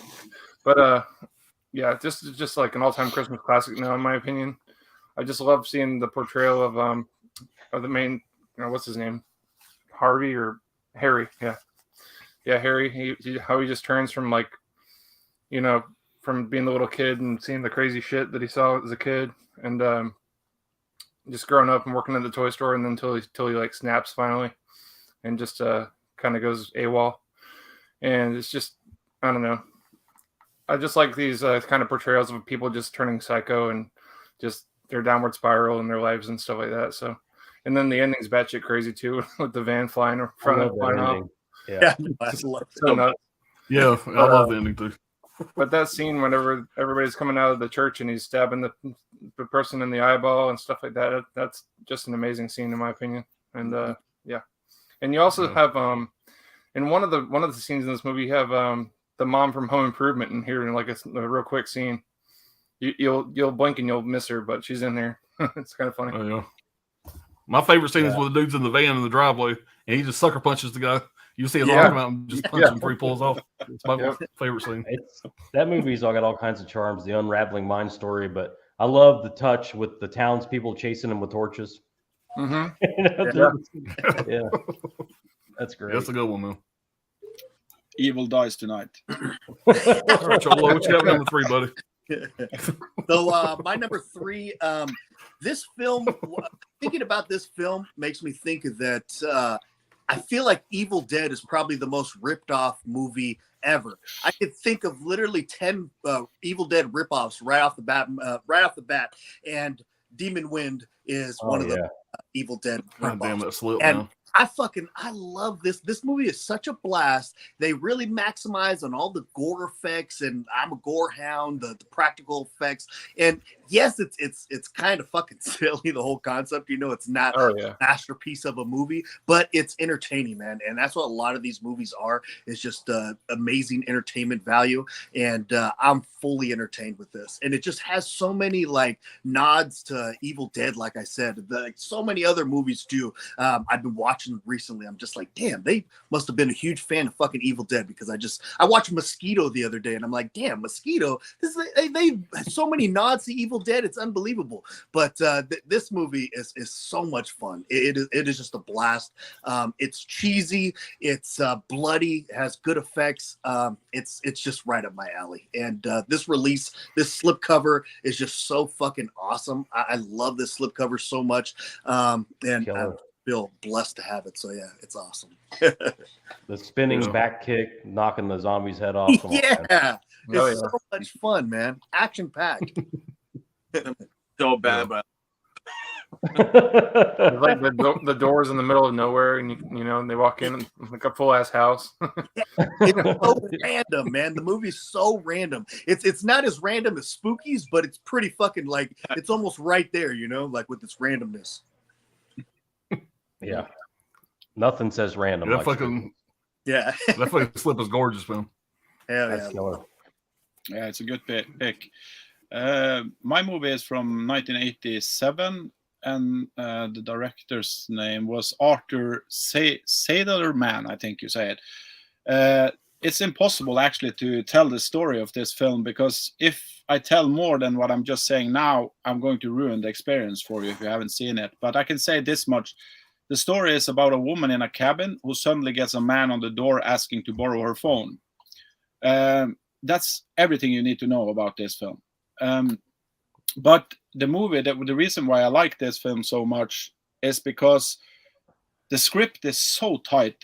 It could have been a big budget Hollywood movie. This I feel, and it's done so well with the practical effects, but also with the acting, and the best thing with the film actually was the first time I saw it was the way he managed, because the whole story is almost the whole story is in that cabin, and the way he does it I've never seen before been done on any films, because they are shooting this film in a way so you get to almost know the cabin they are in before you know the characters. And then you know the geographic of that cabin throughout the film. And that's the reason why the movie has the thrill it has. And the great storytelling in it. I looked this up just before, actually. I went on the stream, and it's the same cinematographer who did the Jodorowsky's Santa Sangre. So for me, that's just saying that I think that Jodorowsky have seen The Caller, and he wanted to use that cinematographer because of this film. I know I'd seen it when I was younger, but I probably thought it was shit back then, because it's mostly a drama thriller in a way, and it was probably boring for me as young, but it's a really great movie. So don't read anything more about it, just see it if you haven't. It's a good one. Yeah, I have that on the shelf, man, but I have not watched it yet, but I'll check it out. Yeah. I would say this much: everybody probably know Cube, and Cube is like one of the best sci-fi movies ever made for zero budget, almost, because they've been smart and done everything in a studio in one location where they just switch the walls. In this one, they done it perfectly when it comes to using the location, to perfection. If that's so I would compare those two with the budget. Definitely. Yeah. Nice, man. Good pick. Good pick for sure. I will raise that up on the list. My next one is a film that I really love, and I'm so happy that Vinegar Syndrome decided to put it out. And that's The Werewolf of Spain. Oh, fuck yeah. Yeah. This is a classic Paul Naschy film. It's probably one of Paul Naschy's best. He dawns the werewolf, makes up the third. This is the third film he does it for. And going in front of my face. Sorry, I'm trying to do. There we go. 4K. It's 2 Blu-rays. There's 3 cuts of the film included in this. And the only thing I'm actually super annoyed about this release Vinegar Syndrome released this at the wrong time. This is such a big release that was pretty much ignored because it came out in October with Texas Chainsaw 2. Yeah. This should have been a release that maybe like, I don't remember what they did in like September, or even like waited to put this out to be like the highlight film of the month type thing, like the best film of like the pack, if you had the package or whatever and wanted to pick it up. The film is so good. That month, everybody talking about it was just all over Texas Chainsaw 2 and just not even mentioning this. And I was just talking to people saying, do not sleep on this film. It is so good. I had it on DVD and whatnot and definitely upgraded it. It is a 4K, as I said, and it has 3 different cuts of the film included. So this is an absolute must own for any werewolf fan, any Paul Naschy fan. And if you don't know Paul Naschy at all, this is such a fantastic film to watch. Like I said, it's the 3rd film that he does the werewolf makeup. You can watch them in order, but you don't necessarily have to, which is also a plus instead of trying to track down the first 2. I think the first one still, like Code Red was supposed to put it out like years ago. That never happened. Now Bill's passed away. I'm terrible with the rights thing. I have no idea what happened with that one, but this is one you should definitely pick up if you don't have it.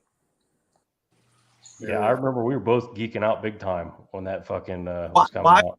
Out with Texas Chainsaw 2, I was so annoyed that they did that. Yeah, a lot of people, frankly, had to skip on it. It was like $45 or whatever, you know. And it's just like they're like, well, if I'm buying one, I'm buying Texas Chainsaw, right? You know? Yeah. Yeah, I wrote that one down too. Chuck, I'm gonna check that one out, man. I haven't checked it out yet. I really want to now. I need to see it again. I think I was in a bad mood today. I saw it. I should like that film because it's my kind of film. Yeah. But, Naschy. I got about 100. Get Naschy. You like Naschy. I mean, some people don't get it, but man, if you get it and you really know what that guy's about and how he plays all the roles, and he's like just this pervert that has to, you know, hook up and rape all the, like, you know, like sexually assault all the women, and he's the hero too. He gets to fuck all the women. Like, you can just tell he's just this old little pudgy pervert, but he's giving it everything he's got, and it's a lot. They're a lot of fun. All of them, really. Mm-hmm. Absolutely. He makes old pudgy perverts around the world proud. Syndrome.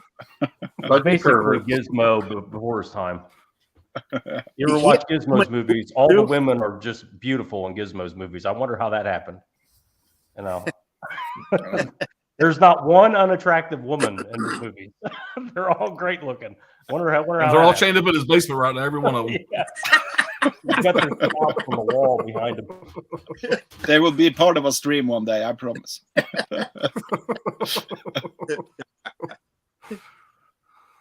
Hell yeah, man. I got about $120 written down on this damn pad over here. Y'all cost me some damn money. Wait for the next sale. My number 3, 1986, Toby Hooper, TCM2. I was excited for this release, and they really, really delivered. I love the artwork. I love everything they did with it. I got absolutely no complaints. I mean, look at this shit down here. You even got fucking Franklin there. I love that. You know, it's badass. Everybody's seen this by now, but man, this is a fucking stellar release. Double-sided flip. You know, loaded. This is what you go to a boutique company for. This is the boutique treatment, and I love it. Movie follows Stretch, Lefty, and Lefty played by Caroline Williams, Dennis Hopper. They try to track down Leatherface, Chop Top, and the cook. I love the highway kill right from the beginning. It starts off and rips. I love afterwards. My favorite part when Dennis Hopper shows up and I'm paraphrasing, but you know, they're calling it an accident. He goes, "Oh, these boys accidentally cut their own heads off with a chainsaw 90 miles an hour." You know, and the car's all fucking, the police don't care. I just love that. The underground lair, that's awesome. They built it specifically for the movie. He had big budget for this after the success of the first one. But Chop Top, played by Bill Moseley, everybody knows how great he is. Mm-hmm. Jim Sidow back as the cook, he's great in both movies.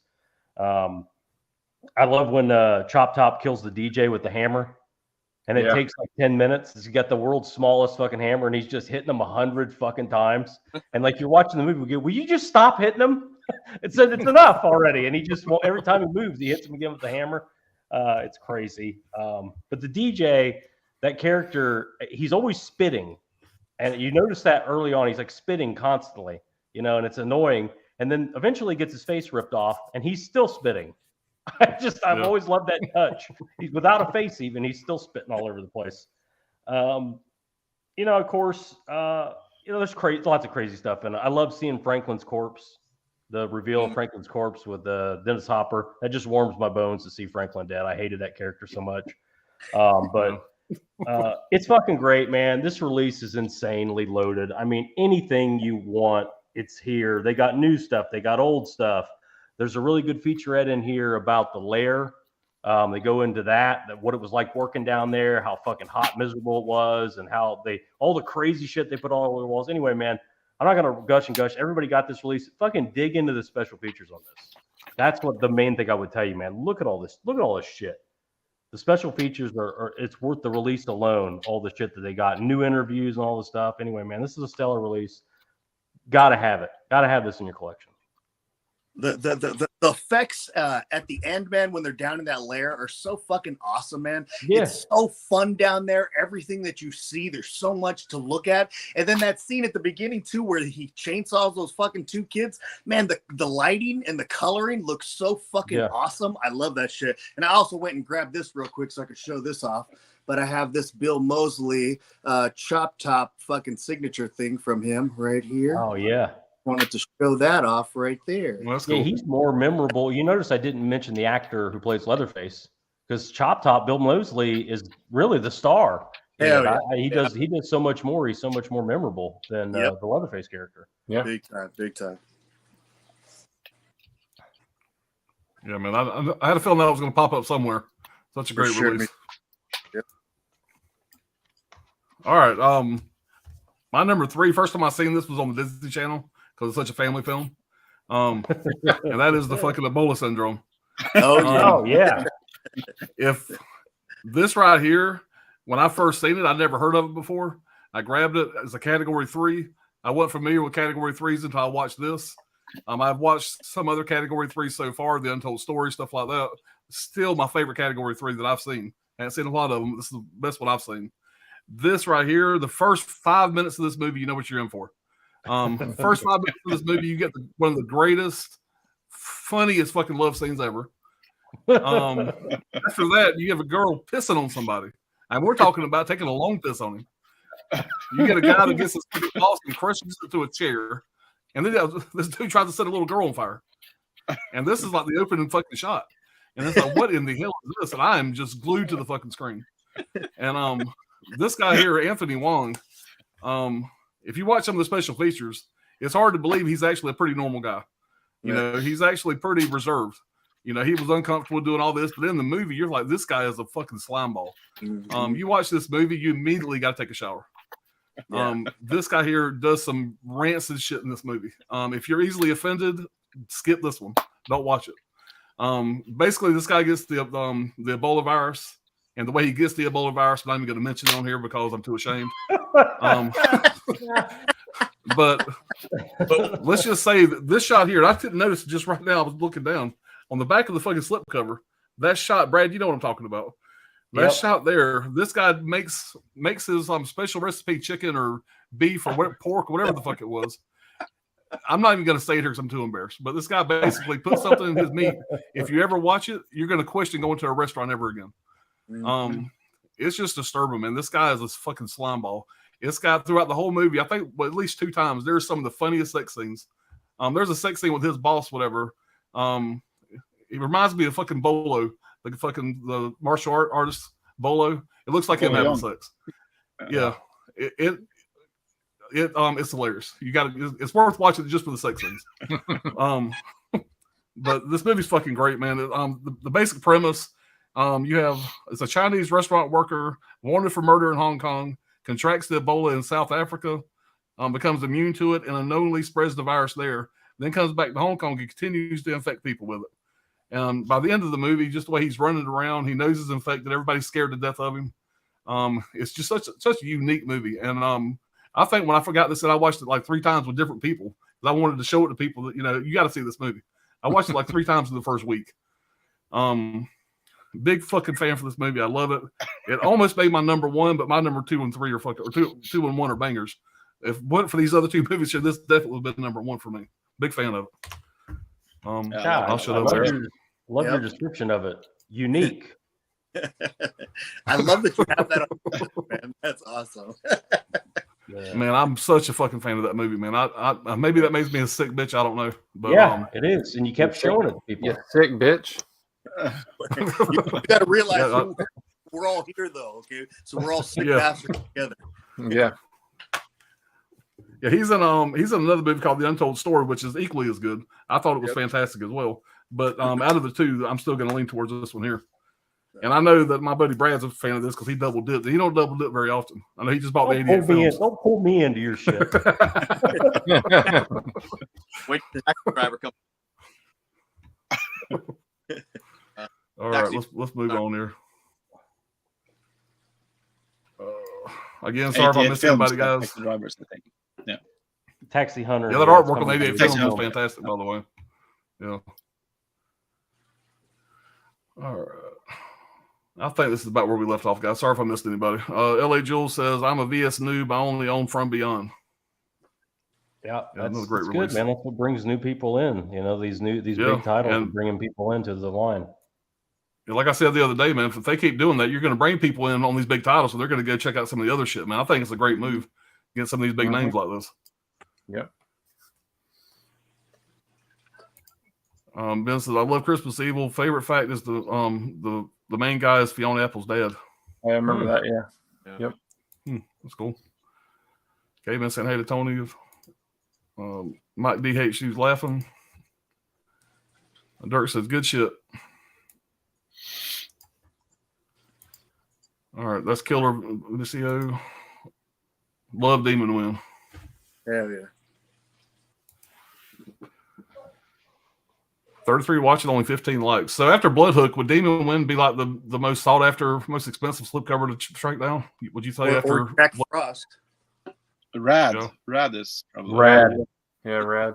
Oh yeah, Rad. Yeah. Out around the same time called Terror. Oh yeah. Is very rare. That was another one. It was only 1,000 copies. That goes for. At one point, it was going for like 160, 170, 180, somewhere around there. Yeah. I have it because I was collecting at that time, so I don't know what it goes for now. What movie? Yeah. Terror. It's called Terror. Okay. Yeah, I have that one. I have a naked version of it. I don't have the fucking slipcover. Oh Jesus! How you sleep at night? This one. You know, that's why I toss and turn all I've never seen that before. I've never seen that one either. Is it Italian or? It's released from other people. Terror. Indicator has it as well. Yeah, Indicator. Yeah, but is it an Italian film? Or? Yeah. Yeah. That's the. Yeah, I've seen that cover there. Yeah. No, it's a British horror film. I apologize. Okay. Okay. Looks Italian on the cover art, I think. It's solid though. It's a good movie. I actually haven't watched that one yet. What kind of Vinegar Syndrome fan are you, Vince? I know. Fuck. No slip Okay, Mr. 33 watching, only 15 likes. Y'all hit that like button. Wild Wranglers is a Bigfoot werewolf. The Horror Cholo loves mosquito. The Horror Cholo loves mosquito. Yeah. Ben Graham says the call is wild. The last bit is bonkers. The collar. Yeah, don't spoil. Yeah, the collar. All right. Paul Nashy shit. Fucking right, Chuck. Says Dirt. One Real Nerd says, I subscribe to all you guys. Super cool guys. I appreciate it, man. Awesome. Cool. Much appreciated. Gizmo's the pimp.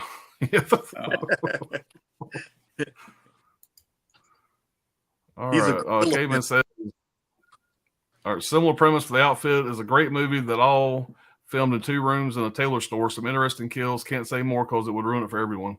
The Outfit. I think that has another title, if I'm not mistaken. Write it if you know. So I think I've heard it. Gizmo or Caveman will find it. Yeah. If it's the movie I'm thinking of. Yeah, Tony says TCM2 great release. Yeah, it really was. TCM2, Brad, I still need to see that one.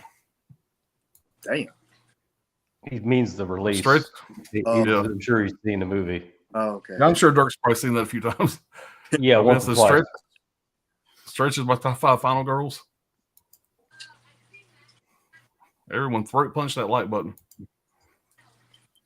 Ebola syndrome, Alan, that's just sick. Yeah, I know. I'm a little ashamed. I'm disgusted, frankly. Pop USOB, I never want to see that again. Yeah. Yeah, the Dead Pit guys made Garrett watch it. Yeah, did a lot of live watch along. He's like this real G-rated, straight-laced guy, and they made him watch it, and he was like mortified. It's worth watching just to get his reaction throughout the stream. Yeah. Yeah, Ebola, yeah, man. He's running around spitting on people and shit. Yeah. Mama Blu-ray sounds like a good time. Yeah, I don't know. The fact that I think it sounds like a good time as well. Alan did not mention a lot of stuff that happens in that movie, and it's probably good. No, I try to keep it G-rated. You know. That's actually the first movie that grossed me out in a long time. It's hard to do that for me, and there was a couple scenes I was like, "Oh fuck!" Like that's it's a nasty movie. Yeah. He puts his secret sauce in that meat. Yeah, man. Colonel Secret Recipe. Ron Hurst saying hey to Garrett. All right, I guess is your favorite movie. It's your favorite movie, Garrett. Laugh out loud talking about Ebola. Mama Blu-ray, 2 streams at the same time. Yeah. Always. You're always multi-streaming when we can. All right. Does VS short for Vestron? No, that's not going to be short for Vinegar syndrome. But Jason Morgan says, "Got my thumb out." Label right? Yeah. MVD. They're not MVD. It's their own thing. Lionsgate. Lionsgate. Yeah. Yeah. Jason Morby says, "Got my thumb out of my butt and hit the thumbs up." Well done. Appreciate that. Be sure to wash it off when you're done. Yeah, this is Western. All right. Tony said, "I appreciate Brad keeping from some of these titles." I think Tony was going to get Ebola, wasn't he? Ebola syndrome. He was going to get Ebola syndrome and Thriller and some other stuff. I think we should let him get Ebola syndrome. I don't think you'll like these. You're a grown man.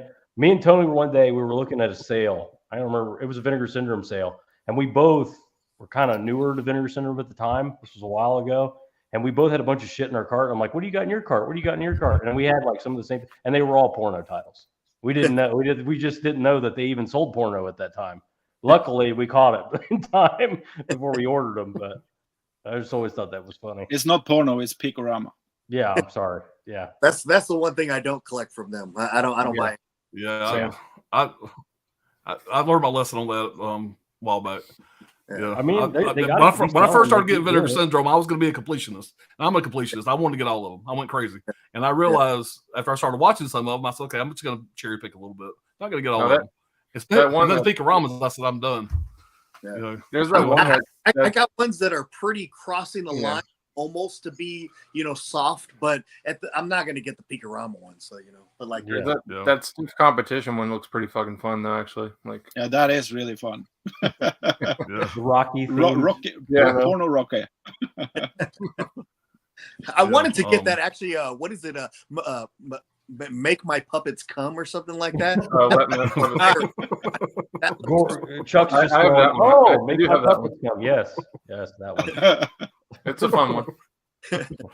I haven't watched that. That one was one. Only if the flip's still in stock. It's not. It is definitely not. I have to skip it then. Yeah. Yeah, I think I watched 2 of the Picaramas, and I went and got all the double feature DVDs they first released, like number 1 through whatever. And I ended up selling a lot of those anyway. And I sold every Picorama I had. And they started calling me the Smut King of the South. I kept on trying to get rid of these damn things. But, yeah. What my thing? Yeah. Let's just say that 73, 74 porn is it's hard to watch. So yeah. Mama Blu-ray says, "You sold it, Pops. I got to get it now." Yeah, if you watch that Mama Blu-ray, let me know what you think. That sentence was... A G-rated VS stream sounds legit. Sounds hard to do. Hard copy blues want to get grossed out. Watch VS release of Assholes. Yeah, that's a partner label. Partner label one. That's a different stream. Yeah. Yeah. We got to make that happen too, by the way. That'd be a good stream. Cool. Hollow Note says the outfit is from 2022. Tim had it on his top 5 last year. Also, hell no. No, then it's not the movie I'm thinking. Huh. All right. Caveman says outfit is available to watch on Prime. An expert cutter must outwit a dangerous group of mobsters in order to survive a fateful night. That's the one with like Zoe Dutch in it. I did see stiff competition. It's killer. Yeah. Definitely not G though. Not rated G though. Bitch slap that like button like a butch in a break-in. All right. Disconnected says Assholes was Circle Collective. Yeah. All right. We'll move on here. We are up to number 2, guys. Move right along. All right. Number 2 for me is going to be Don't Answer the Phone. Oh, okay. Yeah. I like that. 1979 title here. It's about a Vietnam vet who just goes around strangling women, basically, and not too much to it, but yeah. So he, like the cops don't know what the hell's going on, and so after that, after like the first couple strangulations, you see he starts antagonizing this radio DJ type caller lady, and he keeps on telling her that he's gonna hack up her friends or whatever and kill her friends and stuff like that. So one by one he does that, and then he goes after her, and it's just nuts. It's another portrayal of just a guy going psycho, and I love this type of movies. And the guy Nicholas Worth in here does a great job as the protagonist in there, and it's just a whole lot of fun. If you've never seen this movie, it's just, I don't know, one of my favorite like late 70s slasher movies.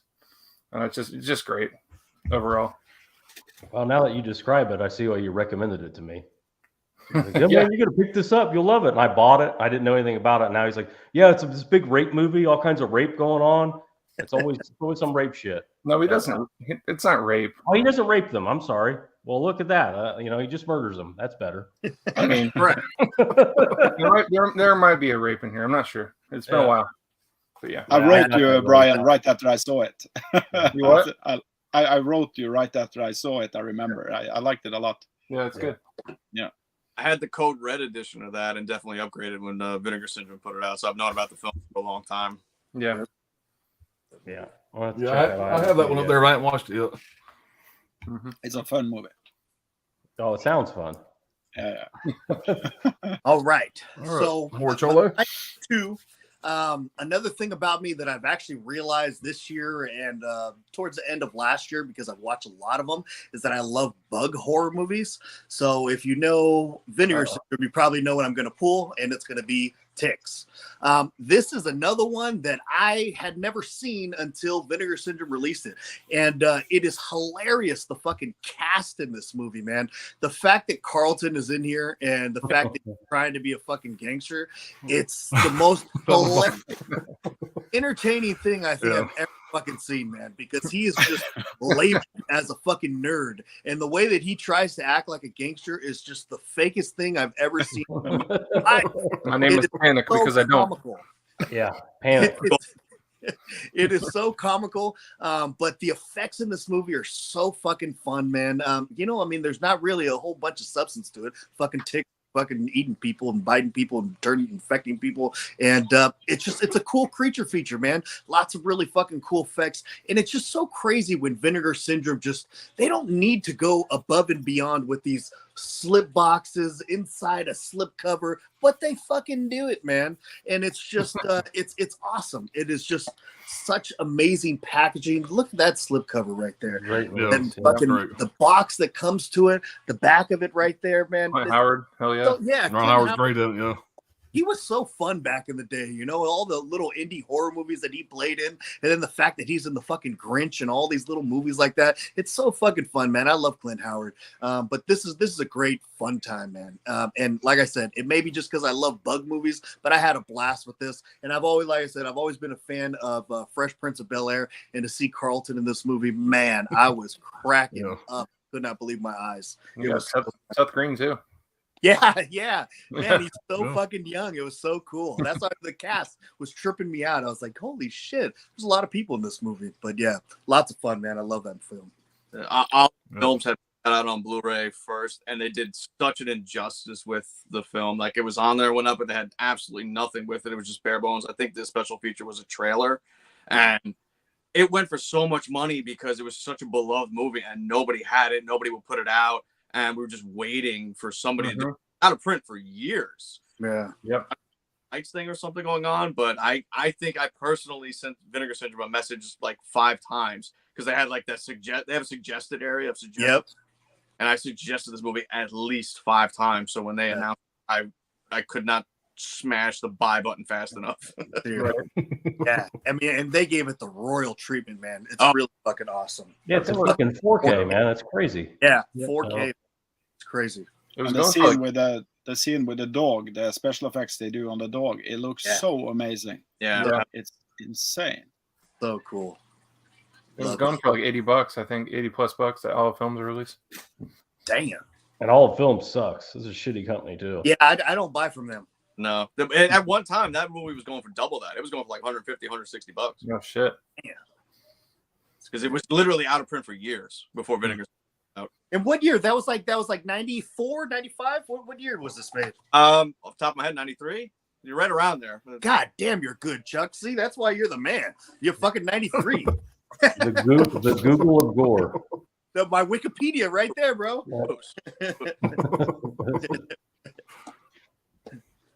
Yeah, awesome stuff. Yeah, damn, we got Brian and Chuck on the same video, man. We're just loaded with fucking knowledge. Seriously, you guys any questions then? and anytime anybody tells me, oh man, you know a lot about horror movies, I fucking immediately always think of Brian, fucking Chuck, and a couple other people. I'm just like, man, these guys put me to shame. You know, it's like fuck. Sometimes I think I know a lot, and then I'm just like, hell no. There's people out there that are fucking. You guys are like Wikipedias, man. The rest of us, we're short bus motherfuckers. Comparison. Man, what's funny is I always say this, Brian gives me shit about it, but in the real world, out here, my family, my friends out here, not my YouTube people, but they're always calling me with like, what's the name of that damn movie? I'm like their encyclopedia. So I get on YouTube thinking I'm the man. I get on here and I don't know shit. There's so many fucking movies that I ain't heard of. I mean, I thought I'd watched a lot of movies. My knowledge of what's out there and what's available is so much bigger now in the last year and a half since I started YouTube. But I've always been the guy they call. What's the name of that guy that played in this whatever movie? Yeah. But yeah, I didn't know shit. I just scratched the surface. Same way, man. I'm the same way. In my real life, I don't know anybody that likes horror movies, not even a fraction the way that I do. So I don't have really anybody to talk about this shit with except my YouTube family, man. Yeah, I mean, this is mental illness. I mean, look behind you. Look behind Chuck. Yeah, I know. Look behind Brian. This is mental illness is what it is. And we all get on here together. It's the worst AA meeting ever because we're just not even telling you to stop. It's the opposite. Buy this release. No, that's bullshit. You don't want that release. Get this one. Sell that one on eBay and buy the good one. Yep. You know? Or double. Just keep them both. Why not? Yeah, exactly. The problem. Yeah, exactly. Yeah, I love Tex, man. That's a great pick, buddy. Yeah, yeah. Oh shit, it's my turn. The next movie I was going to take is probably the one that if some people that follows my channel are on this, you probably know the title. I already talked about this title before on Pop's channel. It's a Swedish film and it's called Thriller. Yeah. It's called Thriller, A Cruel Picture, or They Call Her One Eye, or the original title is Thriller en Grym Film. That's the Swedish title of it. I didn't know that. For me, Christina Lindberg is the film. Back then, in the beginning of the 70s, she was like one of the hottest girls on this planet. She was cast in many kind of, not many, but some serious roles. And she also was on the front cover of magazines in Scandinavia and in different countries in Europe after some years went by. but then she got her role in Japan because they started to love her look and style. And that's the reason why I'm telling this, is because everybody is saying that Thriller is kind of one of the really important marks for Kill Bill. But she also acted in a Japanese film called Sex and Fury and another film called Journey to Japan. I like Journey to Japan best, but Sex and Fury is actually, if you take Thriller and Sex and Fury and put them together, then you actually have Kill Bill. That's in many ways the story of Kill Bill. When it comes to Thriller, I talked so much about it last time we had it, so I will really shorten this down. But the main reason why I love this film is because it's shot on 16mm, and you can really see the grittiness in the shots, and it feels like a pure exploitation movie, even more pure than I would say Coffee and all those Pam Grier films. I love those films, but I think Thriller has like everything with the film feels a little bit illegal in a way. It feels like it's shot by some friends and just created in the, I don't know. It feels a little bit illegal, and with the porn stuff and everything like that, it just makes the movie even more trashy. In the sense that I love it. And the 4K restoration on this is better than the movie. I've seen the movie 3 times on cinema, and it has never looked as good as Vinegar Syndrome managed to do with this release. And I just want to show, because I don't know if many people know this, but not that one. This is the original poster art of the film. And I do love the original, but I also do love the packaging of the new release they did. But I actually would have loved it even more if they kept the original as the front cover, just because I have so much nostalgia to it. And it's probably Scandinavia's most important exploitation film ever made, I would say. It's the heyday of the porn from Sweden and the kind of illegal stuff that was made back then. You have like the dwarf movie from Denmark that also is big. I don't know who released that. I think it's Severin. Sinful Dwarf. Yeah, Sinful Dwarf, yeah. But Thriller is the top of those films. And I was so happy when I saw Vinegar Syndrome release this classic. So, yeah, that's my second. The scan is significantly better than the Synapse Blu-ray. You know, it looks way too good for what that movie is and how bad the print was and how old it is, and 16mm and all that shit. They did a really good job with it. That's a great release. Yeah. And I also want to say, really successful for them. Yeah, and I also want to say the documentary in this one, the new one from 2016 or 17, is a really fun one, because it's Christina Lindberg that goes back to the journey of Thriller and everything. She travels to America also, talking about an American film or something that she's acting in, but I don't think that film ever got completed. But it's a really fun documentary that really brings the highlights of the production. And I just want to say, it's never been said out that it's a corpse they used, because Bo Vinelius, the director, he has never said it, and he has always said that it's not. But I can't think that they managed to make something look that real without using a corpse. Especially back then. Right. Yeah. You said the Japanese were a big fan of hers. I bet when they found out her eye really didn't get knocked out, they were less of a fan. Like, you got both eyes? Fuck. Gross. Return to Japan is actually, it feels like a Category 3 movie. I can promise you that. I don't know if you will like it, but I like it because it feels so really fucked up. I like Thriller. I like Thriller a lot. Yeah, but that's the Japanese film she was in. One of the Japanese. Sex and Fury is the most famous one of those. I think Tarantino also loved that since he made Kill Bill. But She must show her toes or something in that. Probably. They have a great fight. I gotta say too, Gizmo, that was some fucking amazing representation of that movie, man. I have never heard you talk about that movie before, and the knowledge you were spitting about it and your passion for it. That was well said, my friend. Well said. Yeah, thank you. Yeah, I worked with Lindbergh, so I talked to her direct before, so I know a lot of inside information also, but I don't know what I can say about that. I need to ask her one day if I can make a short documentary or something for that movie. It would have been really fun.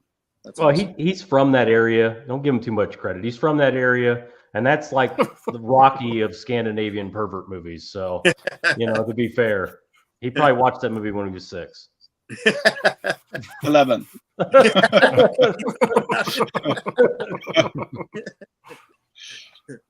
Yeah, that was great, man. That was great. I mean, you messed up my joke, man. Gore was gone, and I was gonna be like, "Hey, his number 2 pick is that invisible slip." I had a joke all prepared, man. And he kept on talking. He came back. I said, "Damn, there goes my joke." But I had to at least throw it out there. I was proud of him. Sorry about that. No, you're good. That was great, Gizmo. Thank you. Okay, that's fine. There he goes. Sorry, I have two boys, and I said goodnight to them before because I knew I was gonna be doing this, and my wife just popped in like they're crying. I'm like, well, I said goodnight to them.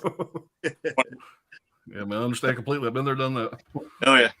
Yep. All right, so I actually, even though I love this film so much, I considered not including it because the Blu-ray is long out of print from Vinegar Syndrome. The DVD has been available, but I think that's out of print now too. It was out of stock for a while. Last sale they had, I just looked to see if it was back in stock, and it was in stock, but there was only like 40 copies in stock. So I don't know if it's completely out of print with the DVD, or they just ran out of stock and they're getting it repressed or whatever. But it's a double feature. But Crypt of the Living Dead is the film that I'm referring to as one of my favorite Vinegar Syndrome titles, and it's only number 2. I do have one more above this, but this film, I would absolutely love to see them bring this one back on Blu-ray and even upgrade it. Yeah, one that has the exploitation TV. Damn. There were not. I think there were 5 titles that ended up having the exploitation TV spine on them. Maybe they were very early on. I think the Blu-ray went into like 2,000 copies. It is a double feature with House of the Living Dead, which isn't as good, but Crypt of the Living Dead, Andrew Prine, who passed away last year. He's been in so many films. Simon, King of the Witches is another one, but his father is on this remote island called Vampire Island and died. I don't want to say how because it kind of gives some stuff away, but he's buried under the tomb of Hannah, who's been buried for 700 years and is a supposed vampire. The townspeople that are there when he gets to the island want nothing to do with him, want nothing to do with helping to lift the tomb, which he wants to do to get his father out and bury him. They want nothing to do with it because the only way to do it, the tomb is solid marble, is to separate it into 2 pieces, which means opening it. And they want nothing to do with that. They cave finally, they're persuaded, they open it, and Hannah is in there perfectly preserved, and all hell kind of breaks loose after that on the island. Now, it's from the 70s. I write down the year that it's from. 73. 73, thank you. So it's not like over the top with like gore and that. There are some good effects in it, but it's like not exactly like a Hammer feel to it, a Hammer type feel to it, but just a fantastic film that if the DVD is available, it is a split double feature. If it's not out of print, even though again it's just a DVD, highly recommend you check this one out if you haven't. Yeah, that sounds cool, man. I have to check that out. I've never seen it. Yeah, Yeah, I don't know.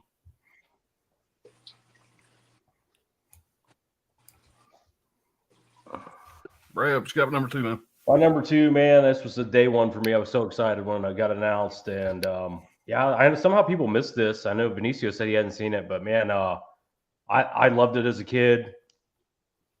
Dead Heat, man. It's fucking awesome, man. I don't. This is a great release. It's definitely the definitive release. I keep saying that, but come on, man. Who else is putting this shit out? This is a killer release, killer slip. Fucking love the inside artwork. That's the reversible, but it's awesome, man. It's like, how could this not be fun? Like, Got a lot of special features on it. There's a lot of good stuff in here. But yeah, 1988, directed by Mark Goldblatt. A movie follows Treat Williams and Joe Piscopo in an 80s buddy cop style horror comedy. Basically, they take down bank robbers at the beginning who were already dead, and the day before. Anyway, it spirals into this oddball death becomes her, type style, immortality conspiracy type thing, with Vincent Price as the mastermind behind it all. Which, come on, man, how could this be bad? Great practical effects, solid gore. It's still a fucking blast to this day. Brand new interviews with the director, multiple crew members, archival interviews with Steve Johnson, who did the practical effects.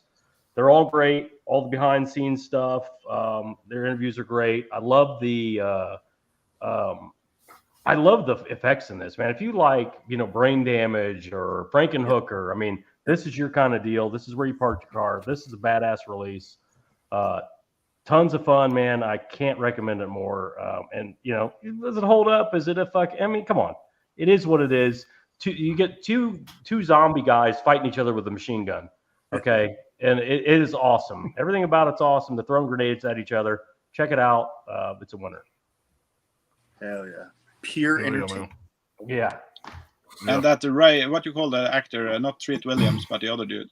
Joe Piscopo. Joe Piscopo. Yeah, I think he's. I'm probably going to piss someone off now, but I think he's one of the worst actors ever. Oh, he's terrible.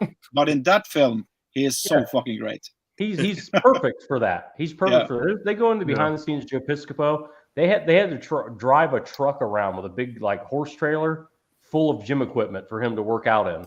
That was part of when you hired him. That's what you had to do to keep him on set. So if he wasn't shooting, he was lifting weights. He was on SNL back in the day, right? I don't know. Yeah, he was. Him and Eddie Murphy's got some real funny bits together. Yeah, he was on by the time Eddie Murphy was on, early 80s. Yeah, that was the day one, man. I can't believe more people weren't hyped for it, but I think a lot of people missed it somehow, man. But it's just a blast. Yeah. And Joe Piscopo's not really a fucking actor. He's a comedian. He did great on Saturday Night Live. He kind of got popular, and he just made movies. But, he didn't obviously blow up like some of the other guys from Saturday Night Live did because he couldn't fucking act. But still, a fucking great guy. A very weird guy, but I always liked him. He's off the wall. Been a fan. He's off the wall. But entertaining as hell. Yeah, he's bad. He's perfectly cast for this role. Absolutely. Yeah, great pick, man. My number 2, I was so damn excited when I seen this got announced. This was up to the level of the TCM2 excited. And that's the movie Freeway. With Reese Witherspoon and Kiefer Sutherland. I watched this movie so many fucking times. In a nutshell, this is the white trash version telling of the Little Red Riding Hood story.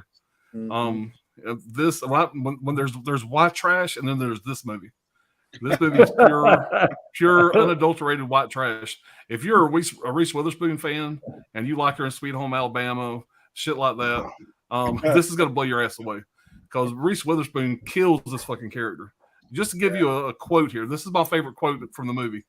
So anybody got kids out there, get them out of the room. She's basically doing a job.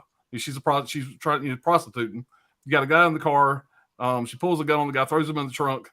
And he says, "Oh, I'm claustrophobic." And she's like, "Well, I get claustrophobic sucking strange dick." Whoever thought you would hear Reese Witherspoon say this? And it's just shit like that through the whole movie. Everything's just more shocking than the last. Kiefer Sutherland is a slime ball in this movie. She's basically a degenerate that's going to see her grandma, Little Red Riding Hood. He's the I-5 killer. His car breaks down. Kiefer Sutherland, he's a psychiatrist, whatever. He kind of befriends her a little bit, gets her in the car. He starts talking about, all of her problems. And he goes from being this great, nice guy to being a psychopath beautifully in this movie. Kiefer Sutherland fucking kills it. And this shot here on the back, this is Kiefer Sutherland when he kind of gets fucked up in the movie. And he actually kind of looks like the big bad wolf at this point. And when he walks there's a scene where he comes to the courtroom. When Reese Witherspoon sees him, some of the shit she says to him is absolute comedy gold. It's I fucking love this movie. Watched it so many times growing up. And when I seen that Vinegar Syndrome was putting this out, I was like, holy shit. But back in the day, this cover here, man, this is a generic, mid 90s, just everybody was like, this tells nothing in the movie. Yes. Yeah, it looks like some knockoff of some shitty movie nobody's gonna watch. But this movie here, don't sleep on it. It is a fucking great movie. You got a cast in this movie too that's unbelievable. You got Reese Witherspoon, Kiefer Sutherland, Brooke Shields has a small role. Bokeem Woodbine, I say his name right, Bokeem. Yeah. I think he's a great fucking actor. I loved his fucking can't get right in life. But he has a small role in this, but I don't want to give anything away, but you'll know when you watch the movie. When he goes through his turmoil there at the end of his character, his acting, that's so realistic, man. It's so bothersome. Just his look on his face, and it's done very well. Brittany Murphy. I've watched this movie 5 or 6 times. Never fucking realized that was Brittany Murphy to this last time I watched it. You can't even recognize her. She plays one of the chicks in the jail. But yeah, Brittany Murphy kills it in the role she plays. Amanda Plummer from Pulp Fiction, Honey Bunny or Pumpkin, whatever the fuck she was, from the crazy bitch from Pulp Fiction. She's in this, and she is a fucking nutbag. She's Reese Witherspoon's mom, and she's out prostituting on the street in the daylight, And one of the funniest parts of the movie, because I'm fucking sick and twisted, is her stepdad. When she goes in the house and the back and forth between her and her stepdad, he was abusing her, by the way, but it's done in a way where it's so fucking funny to watch this guy trip out on drugs. The way he acts, whatever, the way he talks, he's real jacked up. If they put him in the cop car to take him off, and he's so happy. He sees his wife, where he's in the cop car, he's going to jail. He's so fucking wired out on drugs, he has no idea what's going on. The way he reacts through all that shit is just fucking hilarious to me. I'm laughing my ass off. Maybe I shouldn't be, but I think it's done very well. When she finally gets to Grandma's house, there's a very shocking scene of Grandma. It's just kind of like, what the fuck, when you see what this Kiefer Sutherland had done to Grandma. Don't want to give anything else away. You need to watch it. Basically, Kiefer Sutherland didn't want to do this movie. It's also, by the way, it's produced by Oliver Stone. And Kiefer Sutherland wasn't going to do the role. If you see the movie, you probably understand why. But Oliver Stone basically talked him into doing it, which I'm glad he did, because Kiefer did a great job with it. This was one of the ones I was the most excited about Vinegar Syndrome announcing, because I've loved this. I watched it for years, and I hadn't seen it in quite a while. And so, and this here is just a great release. The packaging ain't nothing fancy like some of these other ones I've shown. It's just a slip cover, but it still looks great. Of course, you got the reversible artwork. You have a lot of good special features on here. You got a new interview with the director. Kiefer and Reese don't come back, I don't believe. I haven't watched all of them yet, but there's a really good interview with the director. That's good. But yeah, check it out, man. If you haven't seen Freeway, don't judge a book by its cover on that right there. It's nothing like that. It's a really fun movie. Her dialogue in that movie had me cracking up, man. I was like, man. She was, what do you want me to shoot you a whole bunch of times, Bob? Oh man, I was dying. She's so hilarious in that movie. Yeah, man. At first, I'm thinking, man, she's going to drive me crazy the way she's talking. And within 10 minutes, I'm invested, man. I was invested. That was the first time I've ever seen that movie, is when they released it. And I was loving it. I was cracking up. I remember my lady was like, what the hell? Like, I don't think people are supposed to laugh as much as you're laughing in this movie right now. But I was dying, man. I was fucking laughing. She questioned the entire relationship. Yeah, probably. Yeah. It's a little late for that, kids and everything. Yeah. But when the tables turn in the vehicle, I don't want to give nothing away. I'm sure a lot of people haven't seen this yet, but let's just say, just go watch it. We'll talk about it later. But it's badass, man. I could talk about this movie for a while. I need to do a fucking review of it. I love it. Yeah, I love that film too. It's really good. Yeah. All right, let's catch up on the chat, guys. We ain't too far behind here. Dirk says, don't answer the phone. How did I miss this? I don't know, Dirk. Tix is a good one. Yeah, Tix was great. Possibly. Dirk says, Tix don't deserve that packaging. Don't answer the phone. Yeah. Yeah, what I say the other day, I said Tix has got a 4K, but like Terminator don't. Terminator don't have 4K, but we have a 4K Tix in our life. Fuck Terminator. Yeah. Fucking Cameron. You mean this Terminator? Yeah. That one too. You got a better chance than that 4K. I want that slip. Yeah, I don't have that. I got the Jaws 5 one. I don't have that one. Guess the Ticks is great. Yeah, Fonzo's great in Ticks. Yeah, I have that was the best this. part to me. Oh yeah. Yep. Our Ticks plus Carl Eagles Panic. Well, Wrangler says 30 years of Ticks. And just because I'm a dick, fine.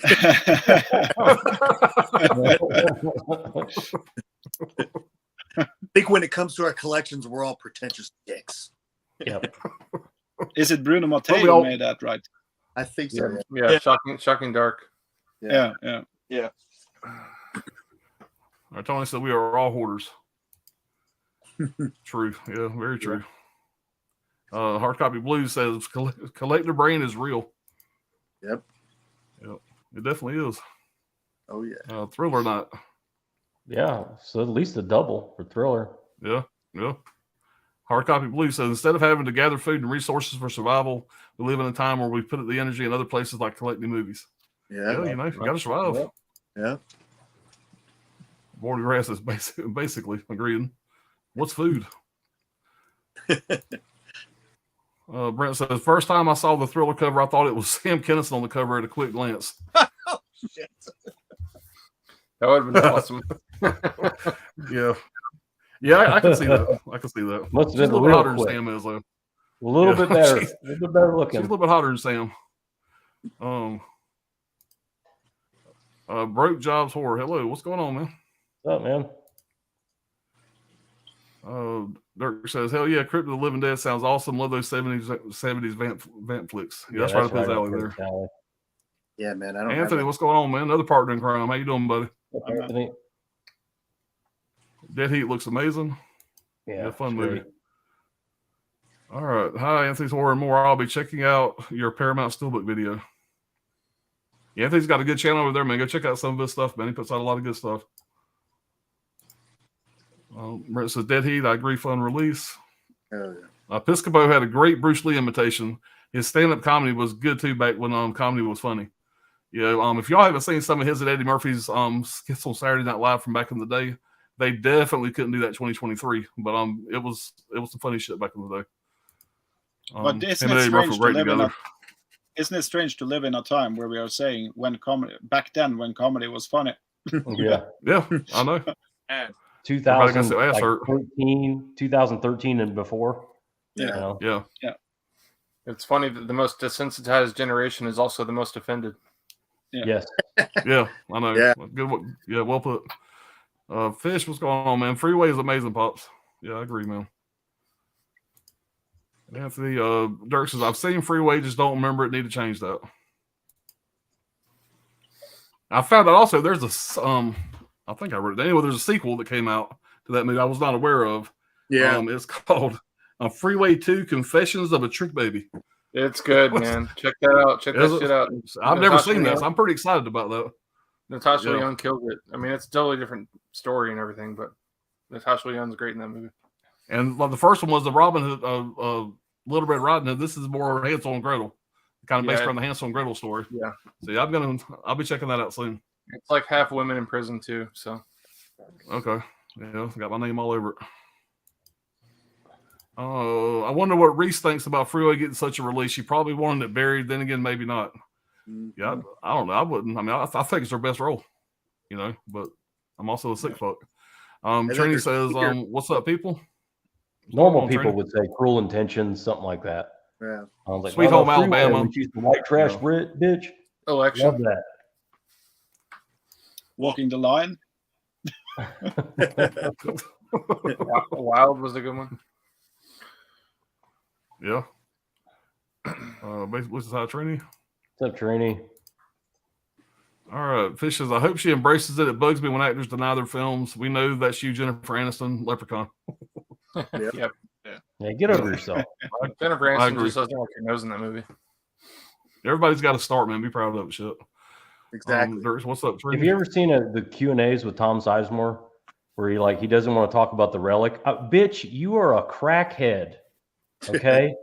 Who fucking cares, man? Nobody cares about Saving Private Ryan. We want to hear about Relic or some of the older weird shit that you did. He's like, no. I'm a real actor and professional. It's like he's got fucking crack powder on his lip, and he's acting like he's some kind of big thespian. Oh, he's fucking nuts. Denise Richards, she's cool with like she had that interview with Tammy and the T-Rex. I was like, hell yeah, Denise, that's fucking awesome. Yeah, she came back for Starship Troopers too. Yep, that's great. And she's on Valentine's Blu-ray too. Oh yeah, that's right. Yeah, she's Wild I give her Things. so much respect for doing those interviews for those movies. That shit made me so happy. Yeah. Yeah. Speaking of Tom Sizemore, I'd say I had a little pop up on my phone today that he had a brain aneurysm. He's in critical condition. Fuck. So he had a coach stroke. That's terrible, man. He's a fucking great actor, man. Yeah, he was. Yeah. Hope he's all right. All right. We're kind of going back and forth again. Trini says, hey again, Tony. Hey, Holland. SBC. All right, speed this up a little bit, guys. We're going to go on to our number one here. Freeway, so rewatchable and quotable. Yeah. Big time. Mm-hmm. Caveman said Joe Piscopo was always good. And wise guys also. Better than Johnny Dangerously. I ain't seen Johnny Dangerously in years. Johnny Dangerously. Wow. Good. Yeah. Good one.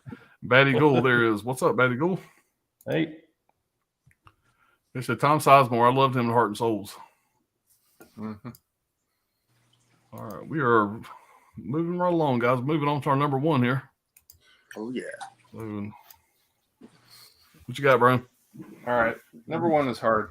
I mean, there's I can pick easily 10 or 15 more Vinegar Syndrome titles for whatever. But this one goes dear to me because this is one of the first movies that I ever showed Coco, and we watched it together, and we loved it. And that's Tammy and the T-Rex. Yeah, I love it. And I got this crappy comic book slip too, because why not? Yeah, it's much better than the old one. Yeah, the lenticular one. That lenticular one's trash. I want the cardboard shitty one. Yeah. But yeah, this movie's great. I mean, Paul Walker getting I think he gets in a car crash, and then he turns into a fucking T-Rex. His brain. He gets a brain transplant into an animatronic T-Rex theme park. Come on, Brian. I know, but it's been a while since I've seen it, honestly. But it's just one that always stuck with me. And Denise Richards is great in the role here too. And the whole and all the practical effects, especially with the T-Rex, is great. And especially when he's talking on the phone and shit, and just his tiny little T-Rex arms. His tiny little T-Rex arm reaches holding the phone. Yeah, it's got George Buck Flower in here from They Live as well. Terry Kaiser's here from Weekend at Bernie's. Just the silliest fucking movie. You see, it would never work. It would never work. But I do like that they use the practical effects in this, and it's kind of ironic, Paul Walker, dying in this film, and then where he's at right now. But yeah, that's true. I didn't think of that. Yeah, well, I didn't catch fire in it at least, so yeah. And then it's not so bad. This fucking T-Rex, he goes ham in this movie too. This is the first time that this movie's been fully uncut. It was on this release too. Yep. And he's biting heads off and shit. And there's some crazy gore effects in here. Yep. It screams Vinegar Syndrome to me. As cheesy as it is, it's like a '90s camp classic in my opinion. So, yeah. I love them sawing right into his brain pan. Yeah. Yeah. With the fucking jigsaw just right into the brain pan. Yeah. It's actually funny, man. My fucking 5-year-old, I showed my 5-year-old son that movie, and he fucking loves it, and he always wants to watch it, and we watch that movie all the time together. You show him some crazy ass movies, man.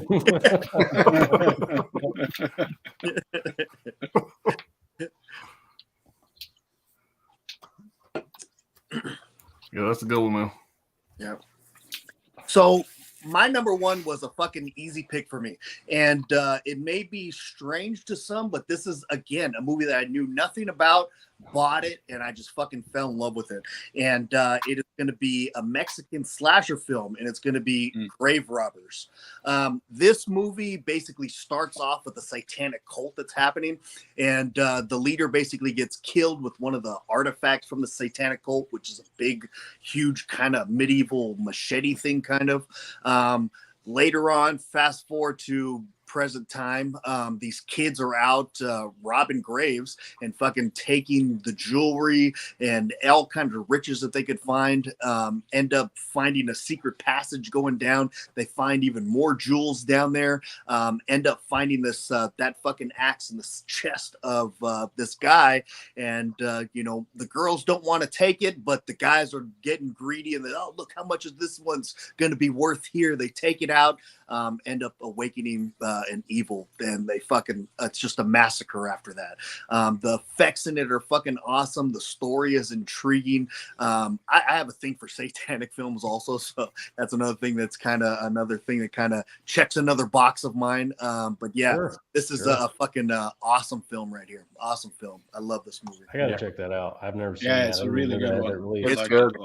It is great. And the movie doesn't have one moment of what do you call it, like a boring moment. It has a perfect, packed all the way through, man. And it's just a massacre, you know. I mean, there's so much blood, and it's just a really, really cool. It's interesting too. I mean, you know, the way you see these they're young kids, and they're just like with no remorse robbing these fucking graves and just thinking about the jewels. And you would never think that these kids would like be like that, you know. They don't give a shit. It's very, very. That movie blew my mind because I had never heard of it either, and when I seen it, I was just like, holy shit, this is amazing. Yeah. It checks every box that I like. It's Mexican, right? Yeah. Yeah,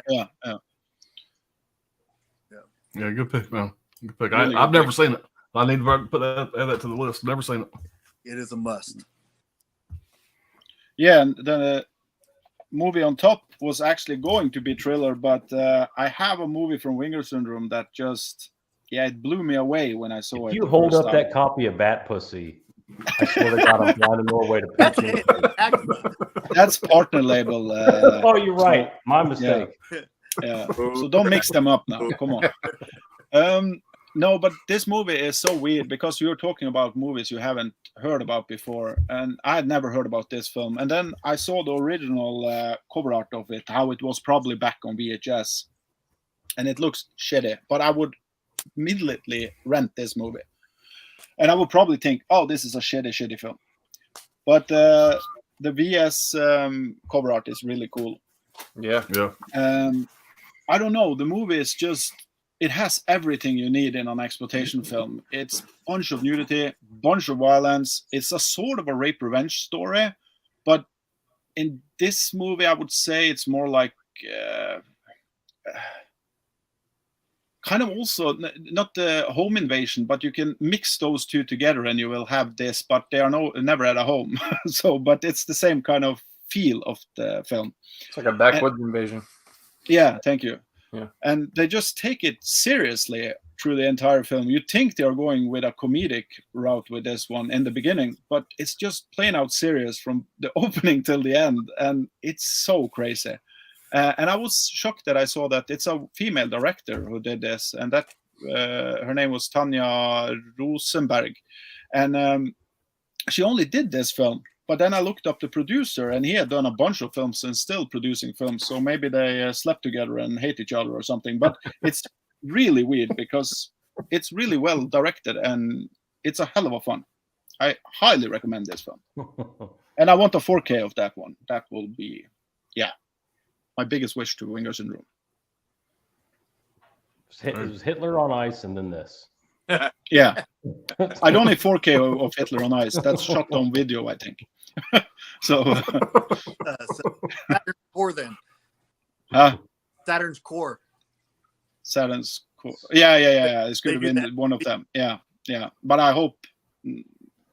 I just want to see Hitler on Ice. I've just seen the pictures. Yeah. All right. So, all right, what you got, Gore? I think my number one is literally on nobody's list. I don't even know if this one is be like in like top 10 for people, but I love the film, and I do have another reason why I really enjoy it, which I'll get to in a second. But it is The Undertaker. Okay. Ooh, Yeah. Joe Spinell. This is very Maniac-like. I absolutely love Maniac. It's one of my favorite films of all time because it's just so sleazy. The effects in it are incredible, and oh yeah, Joe Spinell plays the same type of character in this film. He is an undertaker, kills people, obviously, because he's Joe Spinell. Why not? His nephew gets very suspicious of him, tries to get like a college professor, teacher involved, trying to get her help. And once he does that, and Spinell's Uncle Roscoe, he becomes very suspicious of him. He takes his nephew out and then just starts taking anybody out that is suspicious because obviously he doesn't want to get caught. This film is from 1988. If I remember right, this was actually like a mob-funded film. So it was like impossible to get. I had heard of it. I had never seen it. But since Joe Spinell was in it and the way his character was and the way his character was going to be in this one was one that I absolutely had to see. And the one thing I do like about this film as well, which some companies have done, and then some other companies have shied away from, which actually pisses me off.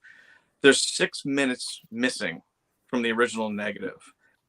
They never found it, but they were able to source it from like a VHS work print. So they did anything they could to try to make it look okay. But there are some very important things in that 6 minutes that Vinegar Syndrome inserted into here. So the quality like drops tremendously because it's just a VHS work print. But with those missing scenes, this film would be missing something. It would not be as complete. And the reason that I am also just very attached to this film is, I don't know if any of you have ever seen it, own it.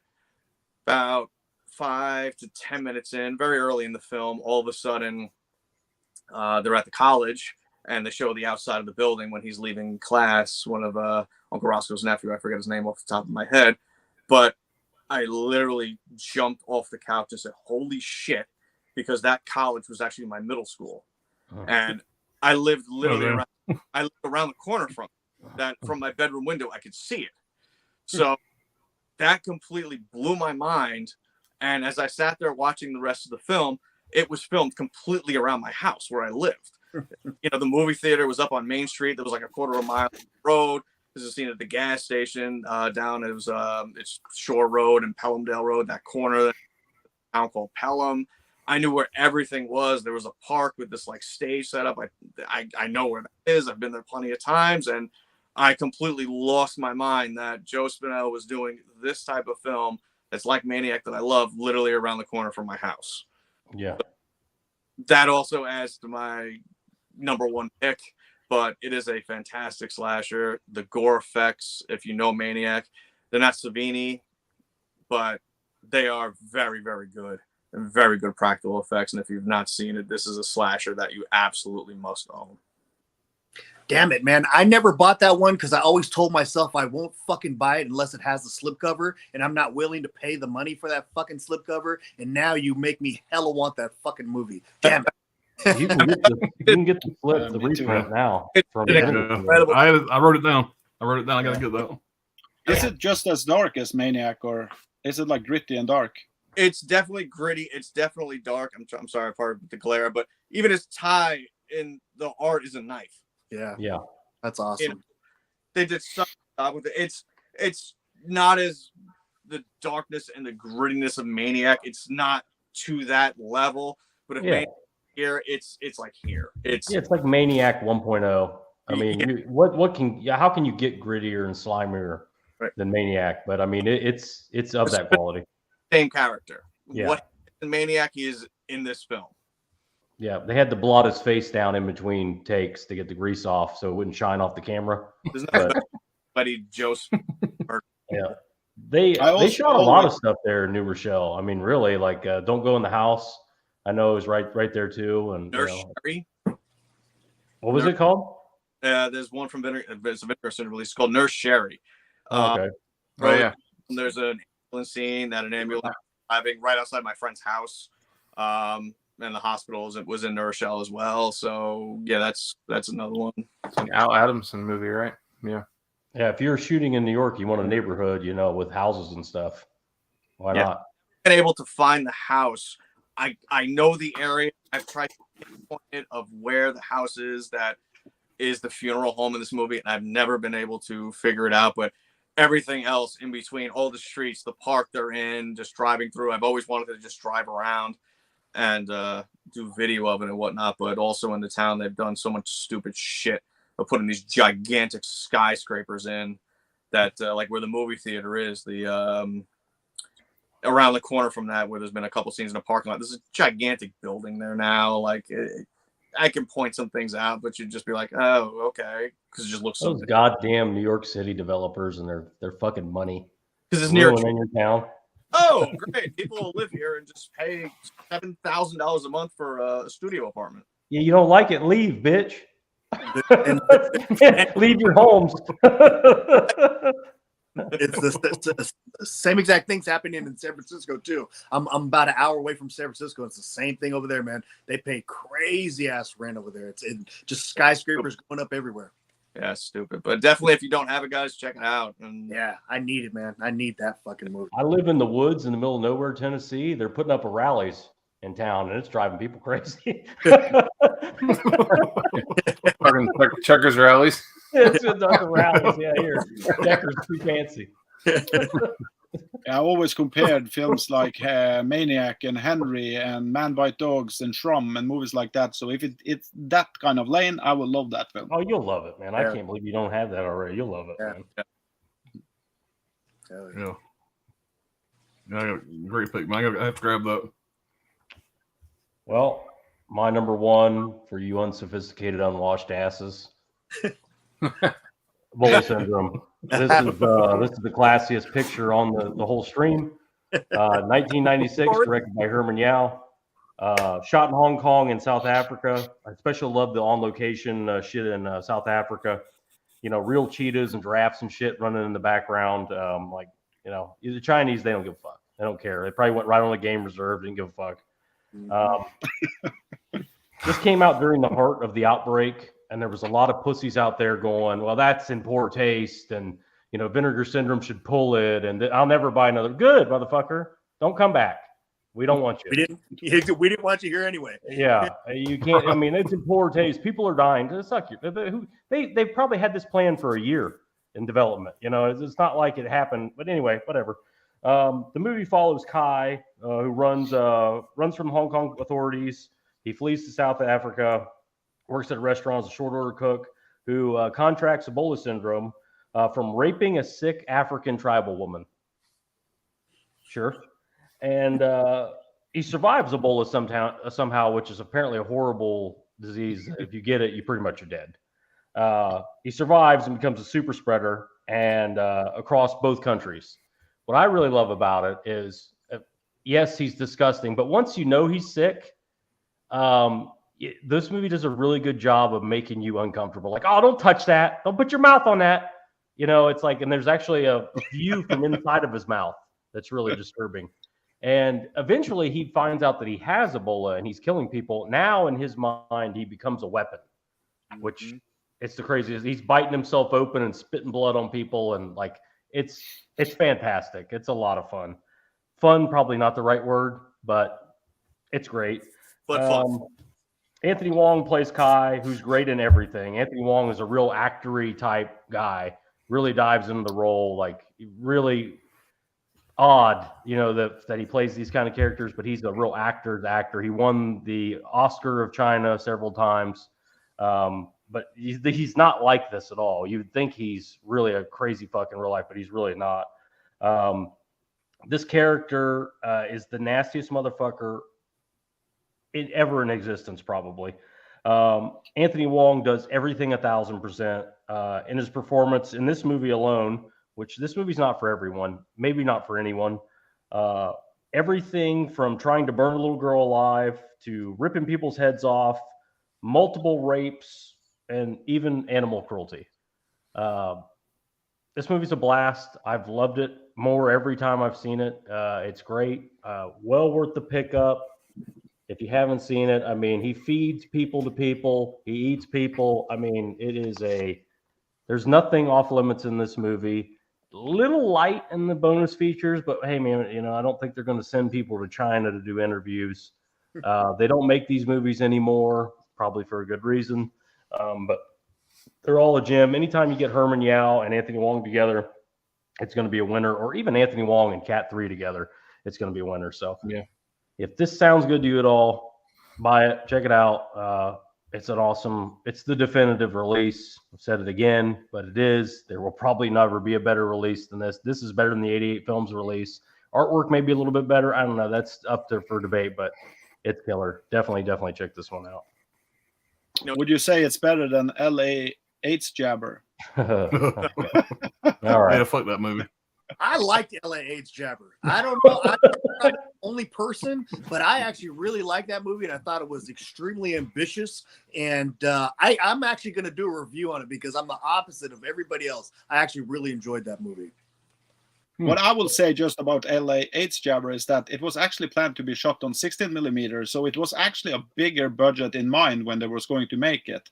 So you get can that. tell that from the script because I thought it was really well thought out. It just was, very cheap and not executed that well. But in theory, man, I thought it was a really, really great movie. It's funny with Anthony Wong, Brian, saying he plays he's done a bunch of Category 3 things. Does it so freaking well, and so you expect him to just be a complete fucking dirtbag. Yeah. And what's funny is there are so many people that have done roles like that you see interviews with them and whatnot, and they are the complete opposite. So it was uncomfortable for them to maybe do those roles. They weren't happy with this, that, the other thing. But okay, that's part of the character. They got to do it and whatnot. But they just do it so fucking well. So yeah, he does it a little too well. Yeah, as aloof as he claims to be. He would say so they told me go in there and suck the eyeball out of her head, so I did it. And then next scene. I wasn't make the people into hamburgers. I did it. Rape this girl. You want me to rape this girl now, or rape this girl, or it's wild. I think for people personally, I think it's the Casablanca of Cat 3s. That's the top of the food chain. I think they've never done one better than Ebola Syndrome, and never will because they stopped making them making real Cat 3s. They still make them today, but they're a shadow of their former glory in the early 90s. Yep, you're right. I agree. All right, I'm gonna do my number one here. This is gonna totally change gears. Yeah, I'm a little surprised that this is the first time this is coming up, but that is Roadhouse. I could not believe Vinegar Syndrome got this title. It was a big deal, and this is what I was talking about earlier. This right here is going to bring more folks to the Vinegar Syndrome world. Something like this. I know this is not a drop of horrors in this at all. It's a very different kind of title for Vinegar Syndrome, but they absolutely killed it with this packaging. It looks fantastic. It's another one of the VSUs, and it's done so damn well. And I grew up watching this movie. I seen it in theaters when it came out. It's my favorite Patrick Swayze movie. Sam Elliott, I love Sam Elliott, and this is my favorite role with Sam Elliott in it. And he also says this is the movie that he's most recognized for. Is his character from Roadhouse. When people see him, they always say, "Oh, I loved you in Roadhouse." He gets that more than anything else. Movie came out in 1989, directed by Rodney Harrington. Now, Rodney Harrington, I had to look this up, but he directed a movie called Jack's Back, Striking Distance with Bruce Willis, Gladiator from 1992, the one with Cuba Gooding Jr. in it. It stars Patrick Swayze, Kelly Lynch, Sam Elliott, a very small role for Keith David. Keith David is the bartender that they hire later in the movie. Has no speaking lines, I don't think. But if you blink, you're gonna miss him. I'm a big Keith David fan, so I was excited to see that. I met him. Oh, did you? Yeah, Keith David. He's awesome. I met him. He's incredible. Requiem for a Dream. But yeah, the movie is a lot of fun. I'm sure most people probably seen this movie. If you hadn't, it's a high recommend. Again, a very different lane for Vinegar Syndrome getting a title like this. I do hope that they get more stuff like this. But this was a childhood favorite. You know, I mean, I hadn't seen it in a long time, but the 4K of this movie looks fantastic. A lot of great features. You get new interviews from a lot of the cast, the smaller people in the cast. So I mean, it's loaded with special features. You get a bunch of the old retro features. You get a lot of new features. So all that's really good. I took down a shitload of notes. I'm just going to read some of the ones I took down. The band playing at the very opening of the movie is a band called Crusados. After the band disbanded, the lead singer Tito formed the band Tito and the Tarantula, the band that you see in the Titty Twister, from Dusk Till Dawn. Yeah, So, I remember seeing him in the movie when I watched it recently. Yeah. Yep. And it was a toss-up who used the most hairspray between Kelly Lynch and Patrick Swayze with that fucking hairdo he had. So that was kind of a big joke on the set. Ben Gazzara, that played the asshole Brad Wesley in the movie, the bad guy. Patrick Swayze and him both died of pancreatic cancer. Swayze in 2009, and Gazzara died of the same disease in 2012. I thought that was kind of crazy. Ben Gazzara. And Marshall RT, whatever, which played the henchman for Brad Wesley, whatever. His name was Jimmy. He was a professional martial artist and had been a martial artist since childhood. So he was a real badass. And they said that Patrick Swayze, because he had that dance and he was real agile, they said that he just took to the fighting scenes. He did a great job. The stunt coordinator has a really good interview on special features. And he goes into how Patrick Swayze was a natural. And he says that he actually told him that you could really be a kickboxer if you wanted to. You have a gift. You're so agile, whatever. You're so athletic. And he said the fight scenes between them were just some of the easiest he's ever choreographed before. They were just true professionals. That being said, the movie's quotable as hell. You got Terry Funk in it. Just a lot of great side characters, whatever, that make the movie just a blast. The packaging's a big deal for me. Love this one here. They knocked it out of the fucking park. One of my favorite movies to have a release like this in 4K. 4K looks fantastic. I think I already said that. But if you pick this up already, a lot of people probably already have. High recommend. Yeah, if anybody hasn't seen that, that is a monster truck on the cover. So yes, I should let you know. And by the way, that monster truck was Bigfoot 7, and they rented that truck like for the day, whatever, for him to drive through that Ford dealership. Spoiler alert! For him to drive through that Ford dealership, I think it cost him like $50,000 just to do it for that one day, just to get that fucking truck. And the guy that drives the truck. You're a bunch of rednecks. And the guy that drives the truck through the Ford dealership is the actual driver that drives the Bigfoot trucks. So, so they went all out. The best scene in the film is "You're gonna be my Saturday night thing, baby." Yeah. I'm on my break. I was on my break. I get off in 20 minutes. I'd love to get you off right after that. Yeah. I love that scene. Yeah, it's fucking great, man. It's just a fun time. Sam Elliott just great in when he's on the screen, he just eats it up. Ben Gazzara is fucking great in it, man. Without him, you don't have a movie. You got to have the slimy slime ball taking over the fucking small town in the rural area that everybody hates, but they got to do what he says because he's got money. You got to have that guy, and he is awesome. He is a good asshole. He's swerving all over the fucking road because he doesn't give a goddamn about anybody. You know, singing the song, runs Dalton off the road and just keeps right on fucking doing it. Couldn't give a shit less. I love that. That was my hero growing up. Yeah, Brad's the guy that roots for the bad guys in all the movies. The guy just wanted to have a good time. He's bringing J.C. Penney is coming here because of me. You know, they should be worshiping him, thanking him, bringing commerce to their small little hick town. I identify Sam Elliott more in frogs than I do in Roadhouse.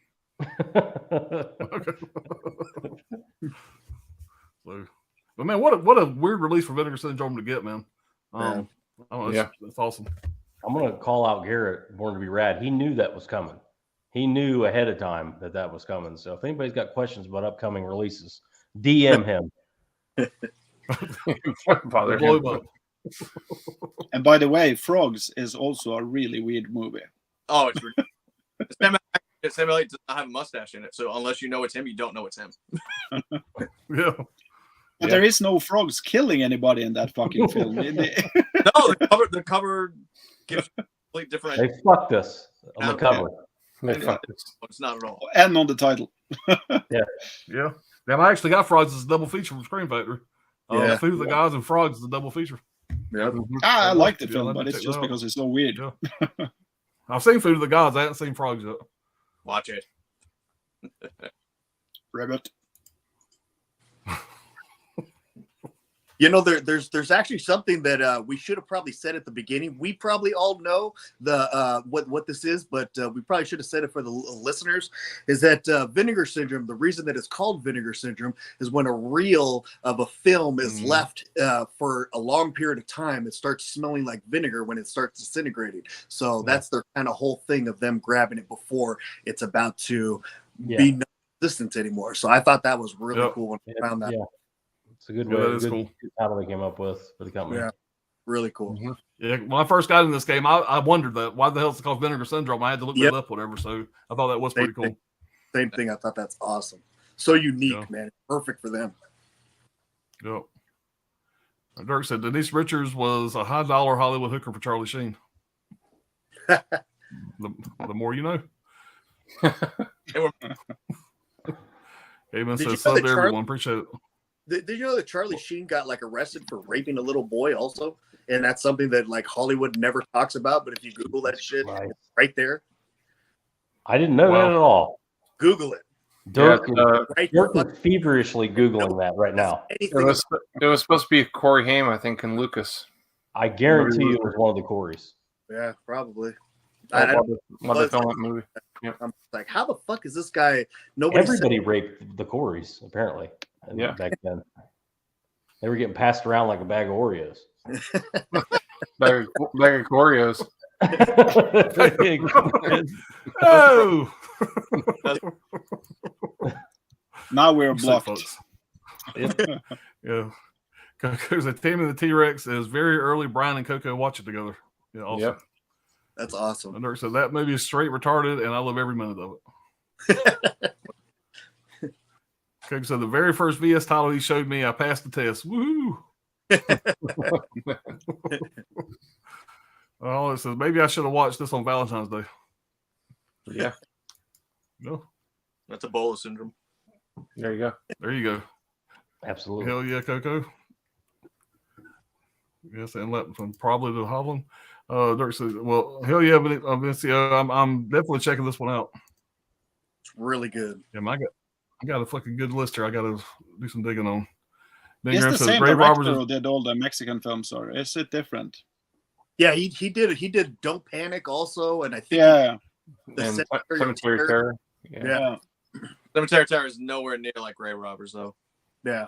I think there's one Mexican I'm missing. Yeah, Grave Robbers is for sure the superior one. That's his best one so far. Yeah. Don't Panic is the one they fucking sold pajamas for. Yeah. Yeah. Dinosaur pajamas. Yeah, Brian's wearing the bottoms of those pajamas right now. Yep. Same kind of artwork too. So maybe the Last Dead is the one you're missing. Yeah, the text is the same on all three of them. Yeah, the text. Yeah. All right, man. Says Grave Robbers is great Halloween season watch. Ladronas is amazing, excellent pick, dude. That's Captain Horror. All right, Caveman says, you guys ever see the Trex meme? 2 T-Rex are having sex, females doing it doggy style. Maybe I should read this at a time. And it says, pull my hair. He's back there, but couldn't reach. Says, I'm fucking trying. Yeah, I see that. That's hilarious.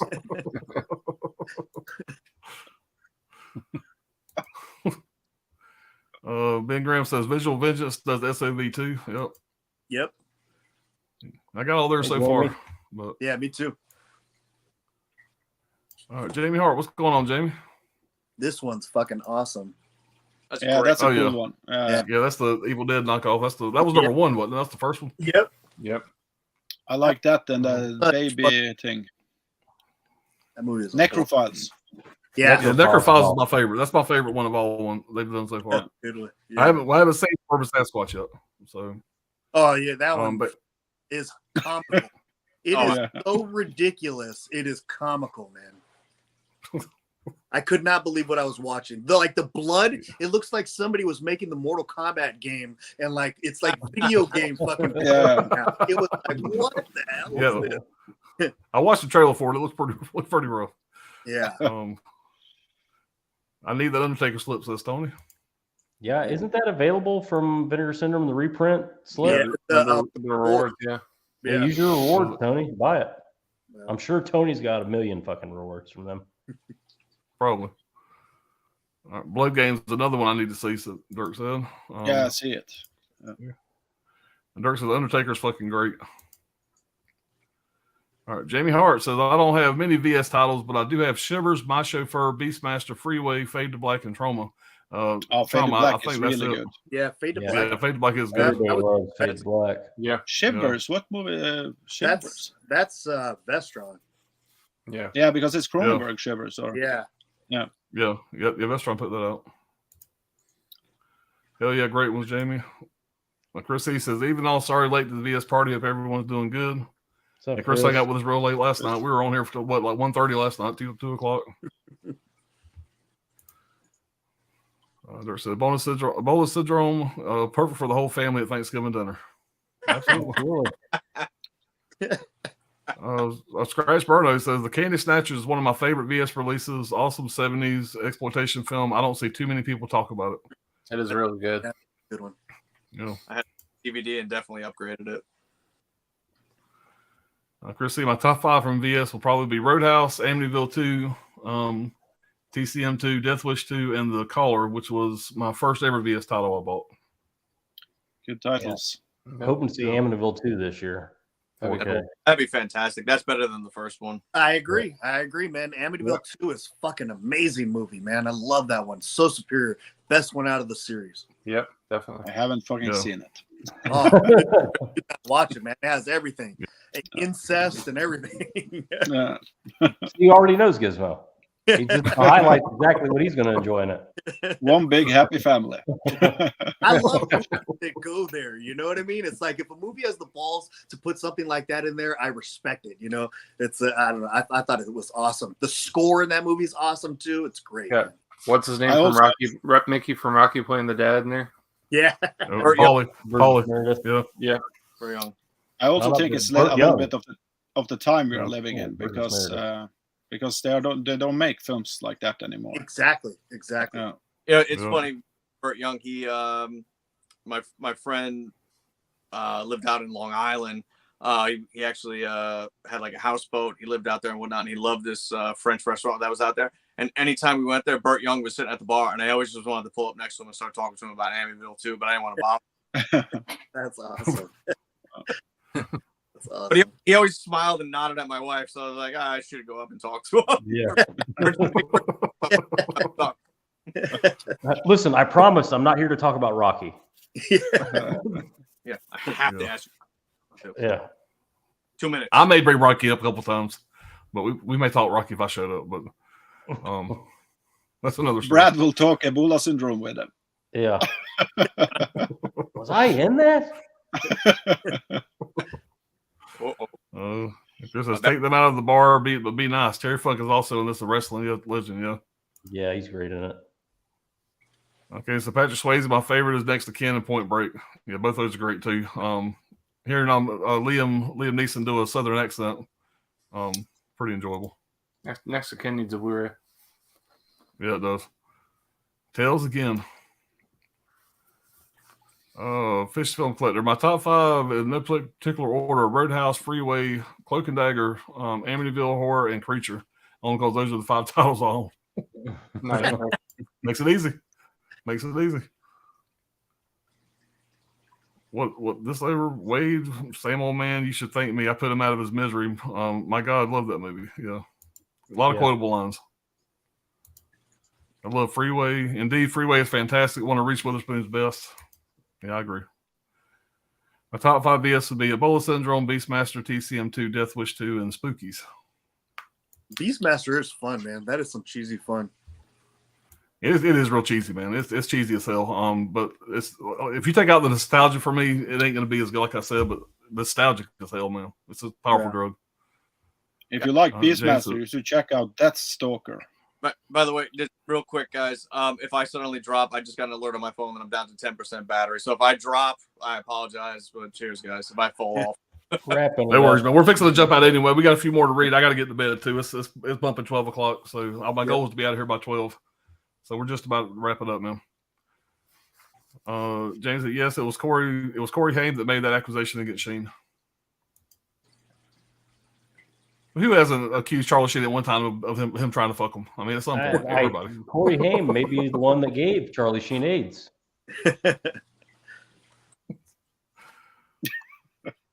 Man, this just got dark. They said, wow, Corey's. Corey AIDS, I'd like to thank everybody for joining us. And you don't get AIDS from banging whores. You get AIDS from banging guys. So it's just weird that he got AIDS, if he's not gay. We're going next. LA AIDS jabber. There you go. Maybe it was maybe it was sabotage. Emilio Estevez put AIDS blood in his fucking booze so he could take his job. Chris said Matthew Broderick hit some person with a car, killing them, I think, back in the day. Yeah. Heard about that. Or if I remember right, Jennifer Grey was in the car with him. What the fuck are we talking about now? We went really dark here. Chris said, I did just order Bowl Syndrome from VS thanks to Brad's recommendation. I love those movies. I'm sick. Laugh out loud. I apologize. We're all if you love them, man, you're gonna love this one. That's the king of the cat threes. Yeah, it's the top of the top when it comes to those cat threes. Absolutely. Yep. All right, Wild Wrangler, appreciate you hanging out as always, man. Yep, Amityville 2 is the best of the franchise. I agree. And Brian told me that I was watching part 1, and me and Brian were chatting, and I was getting ready to watch part 2. He said he liked it better than 1. And I had never seen part 2 at that time. And after watching 2, I was that's better than 1. I liked it much better. And part 3 is so shitty. And then, but that box set that they put out, I actually have fun with all those movies. They're fucking like easy 90s kind of fun shit, man. I really like those. But part 3, the one that was in the Scream Factory box set, man, that movie is horrible. Yeah. And part 2 is not in that box, right? Or it is in the box. In the box set, yes. 1, 2, in the Scream Factory one. You got it. Yeah, the Scream Factory. Oh, okay. I haven't seen any of those yet. So Somebody at work friend bought that house, and they have a Halloween party every year. I try to get myself invited to it. Hasn't happened yet, though. That is you don't invite Chuck to a drinking party, he'll drink you dry. So. Just make sure it's not an open bar. Right. James said, "Oops, sorry, I thought Shivered was the VS release. My bad." Death Wish 2 is a very, very hardcore movie. A lot more brutal than the first. Yeah, I love this second. Yeah, I'm a big Bronson fan. Jamie says there is a VS Amityville 2 release. I need that immediately. It's one of my favorite movies. It's rumored. It's rumored that there's not a release yet. Hopefully they do it. Yeah. Yeah. And it says, what are some underrated VS title releases that you guys would recommend? We're talking about it right now, Anthony. Yeah, all of them we just talked about, basically. I mean, there's just a few that were big mainstream releases we talked about. Most of these were kind of under the radar, like kind of lesser, titles. Body Melt is another one that's fun. Oh yeah, I just saw it. I loved it. Yeah. And also Sisters, if you have seen that. I saw it recently. I really liked it. What's your sister? Mausoleum. It's a Sisters. Mausoleum's killer. Yeah. The one with her, what's her name? The Children is fun. Yeah, I was going to show off some honorable mentions, but fucking Laughing Dead. Pick Laughing Dead up. That's awesome. That basketball scene. Yeah. Yeah. I was like, what the fuck? Yeah, Brian, go ahead. You want to show off some honorable mentions? Go ahead. Half that shit was already talked about just now. Fuck. Don't Go in the Woods Alone. Yeah. Love that one. Yeah. Great. Yep. Of course, Cemetery Terror. I know it's not as good as Grave Robbers, but I like it more, actually. No, that one's a good one. That one's a good one. Laughing Dead with the basketball scene. Oh, that's fucking awesome. The gore in that is outrageous. It is awesome. It's really entertaining. The Children. But the The Suckling School, the boarded flesh fetus, yes. It's so simple, and I just love the way that they did it. And then Mausoleum, of course, too. Yep. Mausoleum's killer. Yep. I have nostalgia to Fear, so that's another one that I like. I watched that one at a very young age. Which other ones are cool? This one is really good. The Grave. Yeah. You know, I have that, and I have not watched it yet. I haven't seen It's it. really, I really I have it good. as well. I haven't watched it. What about It feels more like a Criterion actually, but with the Winger syndrome essence of it in a way. Anybody a fan of Vengeance? Yes. Oh yeah. I haven't seen it. Fucking don't have the goddamn slip though. Mhm. I haven't seen it. Oh, vulgar! My God, you're getting angry. Cutting Class. I like Cutting Class. It's got like 5 clips. Resurrection one with pretty Brad good. Pitt? Yeah, that's Christopher a good Lambert, one. Resurrection. Really good. Brad Pitt, yeah. Resurrection's good too, yeah. If you like Yeah. Seven, Resurrection Seven was ripoff. surprising, man. That's a Yeah. gory ass fucking movie. Yeah, Yeah. it's brutal. Mm-hmm. Terminal Island with young Tom Selleck in there is Oh, pretty good. You know, I haven't watched that one either. I have that, and I've never watched it. It's solid. Yeah, this is such a good fucking film. I had this with Code Red, and again, another Code Red title that got upgraded. I had to absolutely get it. Is it exploitation or is it horror? Yes. Exploitation. Exploitation. Yeah. Okay. Yeah, that's another one I own. I ain't fucking watched it. I gotta get busy. And this is the best.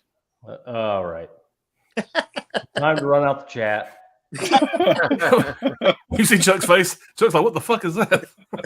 Yeah, that is a limited edition Mushrooms are 101. kicking in. And it's Bat Pussy.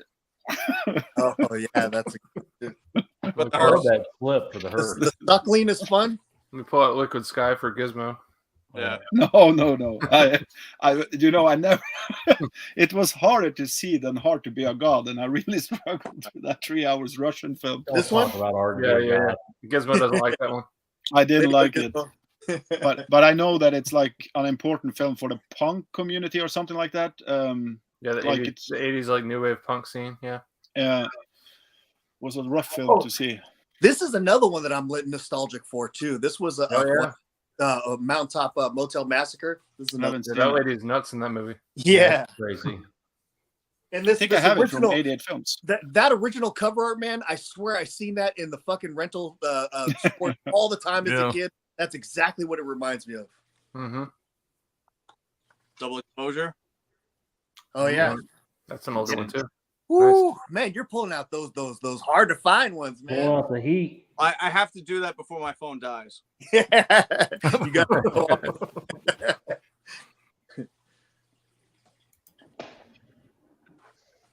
By the way, if my phone does die, thank you guys so much for having me on. This was a lot of fun. Hey, Bro, anytime, it was man. really cool streaming with Anytime. you. Yeah. Years in the making. Yeah. Years in the making trying to do Yeah. this. Welcome back anytime, man. Oh, Night every Beast. time. Yeah, let's do Night it. Beast. Yeah, it's a blast. Another one. Days anymore, so I'm down. Yep. This is also a rare one, I think. Yeah, it is. I have that. Yeah, too. I got that one. It was my first VS title before I knew what VS was. That's a fun Which movie. one? I had this on Laserdisc back in the day. Oh yeah, that's a good one. Yeah. Oh yeah, the hell comes Oh, yeah. frog now. That's worth like $100. Yep. Oh, Pop I love loved that that one so much That's you gave it to fun. me. Yep. That I really like. Is that the one I saw? Yeah, the that one one. you sent I me. was- That comes okay, from so I Frog don't Town. have it anymore. No. Yep.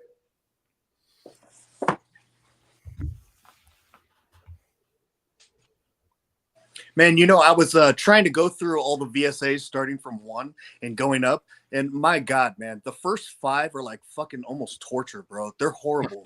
Like, they're really bad movies. Like, Death Feud was okay, but fucking what is it? Evil Town was fucking bad. Savage Dawn was horrible. Hell Riders, oh my God, it was like torture, man.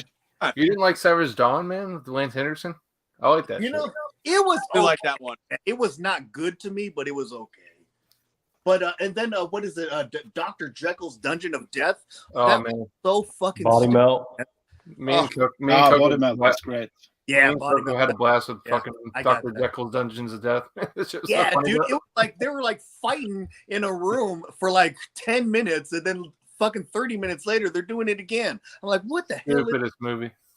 The movie was terrible. Yeah, It was so bad. It hurt.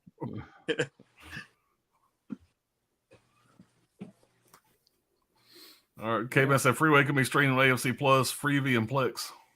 Cool. Yeah, you guys check it out. Maybe try it before you buy it. You should all do a Category 3 stream. Yeah. Here, What did you think of the 2 slashers that was released on 4K and the double pack skits? Schizoid and X-Ray. I love it. Yeah, Yeah. yeah. Which one did you like best? I like X-ray. The X-Ray. Yeah. Schizoid's okay. X-ray's fucking awesome. Yeah. It's Harvey a fucking Benton. in a hospital, man. That's awesome. Lucifer's Women. I hate this film. It's so bad, but that slip is so awesome. I've never gotten. Well, I mean, It is so accurate. The main characters in this is from Billy Madison. He was like Adam Sandler's father's like assistant. He's like the main guy in this. This movie is painful to watch. Fucking, I have tried so many times. There's 2 cuts of the film on it, but we're talking about like bad movies or whatever like that. We mentioned that maybe as a stream. Here's spoiler. This is the worst film I've ever seen. The guy that plays Carl. Yeah, he's the main guy in this film. this is another one that's horrible. This movie Orgy of the Dead. it's so like pointless. It's just girls with their shirt like topless, just walking around. So I mean, Well, now it's the Gizmo's same- like, wait a same movie, minute, right? I need that. yeah, but there's no zero. That full moon you just pulled up. Yeah. This one was a good one, I think, that never gets praised. Oh yeah, that's a good one. I forgot about that. Yeah, I got that one too. And I love sexploitation, and this is kind of I think at the end of the 90s or beginning of 80s or beginning of the 90s. I really like Our this time. one. I like the look of that. Long Yeah. time. Yeah. So it's got a slip for it. Shut up. I've been around. I've been around for a while.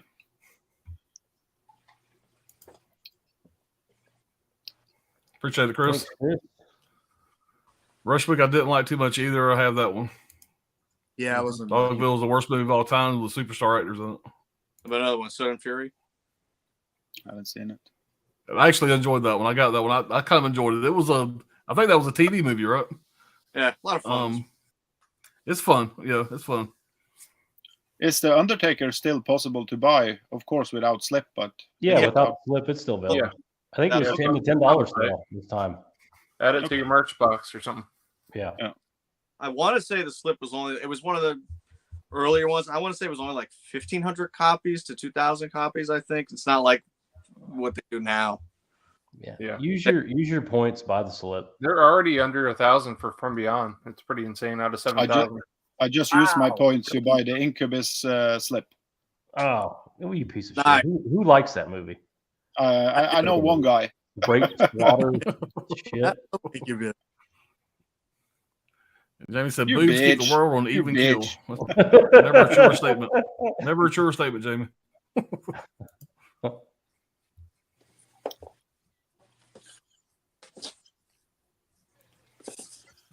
Yeah. I I don't you even have want slip that. on every I don't even want that. release. I'll wait for the 4K. I've been collecting so long. This has turned into the VS Flex Party. Yeah.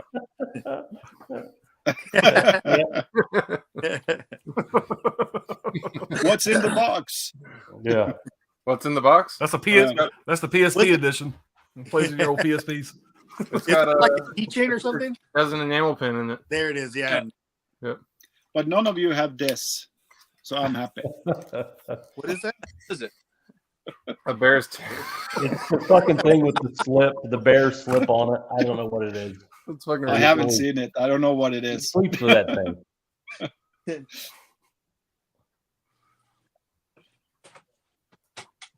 You guys collect synapse? Yeah. It's so I got expensive a for few. me over here. So I only have 2-3 titles, I think. I had I spit on your. No, that was Run Flicks. Yeah, that was running flicks. I has one I got Suspiria, before of it. course. Who's got this one? Oh, I'm not familiar with that. Is that the Executioner Part Two. Executioner, the Exploitation Oh, Classic? I don't have that version. I Yeah. got the UK version. Didn't Oh, this part 2. Yeah. Yeah, it's part 2. This is Yeah. Oh, the Vinegar Syndrome release. I don't remember anymore. I think it was a crowdfunding one. There's a Yeah. Synapse Like, it's- release now. 550 copies. nice. Yeah. So it is Vinegar. Yeah, Wow. that's It's- an old one. What about this one? Rapping sexual. Snap's released.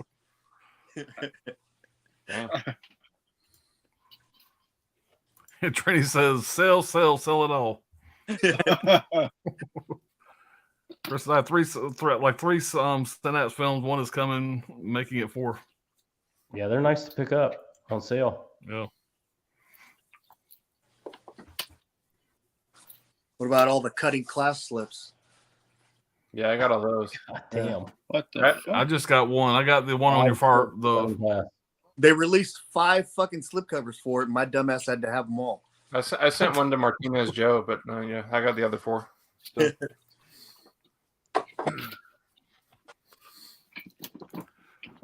Ash's graduation is my favorite, and dude who loves movies. What's up, everyone? Don't forget to roundhouse kick that like button. Appreciate it, man. Yeah. What's up, Cody? Yeah, guys, we still got 31 people watching, man. We got like 37 at one time. That's awesome. Good. So Give me the 800. Damn it. yeah, everybody subscribe to everybody on here, man. Y'all get Brian 800. Yeah, he's I'll give got you like just a 1,000 couple tonight. away. So jump on and subscribe. Make sure you subscribe to Vinicio. He's got a giveaway he's doing. I think all you got to do is comment on the giveaway video. All you got to do on is subscribe, comment, like the post, and I'm going to draw a winner. He's giving away that demon win slip. So yeah, he's giving away the Incubus slip. That's the one I thought you were talking about. This is what I'm giving away. This is a good win. Oh, we got an Arrow 4K in there. Yeah, Arrow 4K, and then what is the Asian Extreme? When Chuck was pulling his number 2 title out, I thought he was going to pull out Runaway Nightmare when he was talking about the DVD and Blu-ray, all that. Yeah. I do have the other one in my DVDs, Murder of the Beast or whatever like that. It's just buried. I'll never get to it. But I do have all the super, super, super rare, real sought after VS titles. I'm happy to say, I'm lucky. That's awesome. That's awesome. Oh, yeah.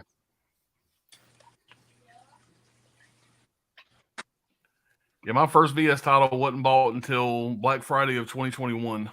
So I got into the game pretty late. So there was a lot of that shit that was already gone by the time I even got into the game on VS stuff.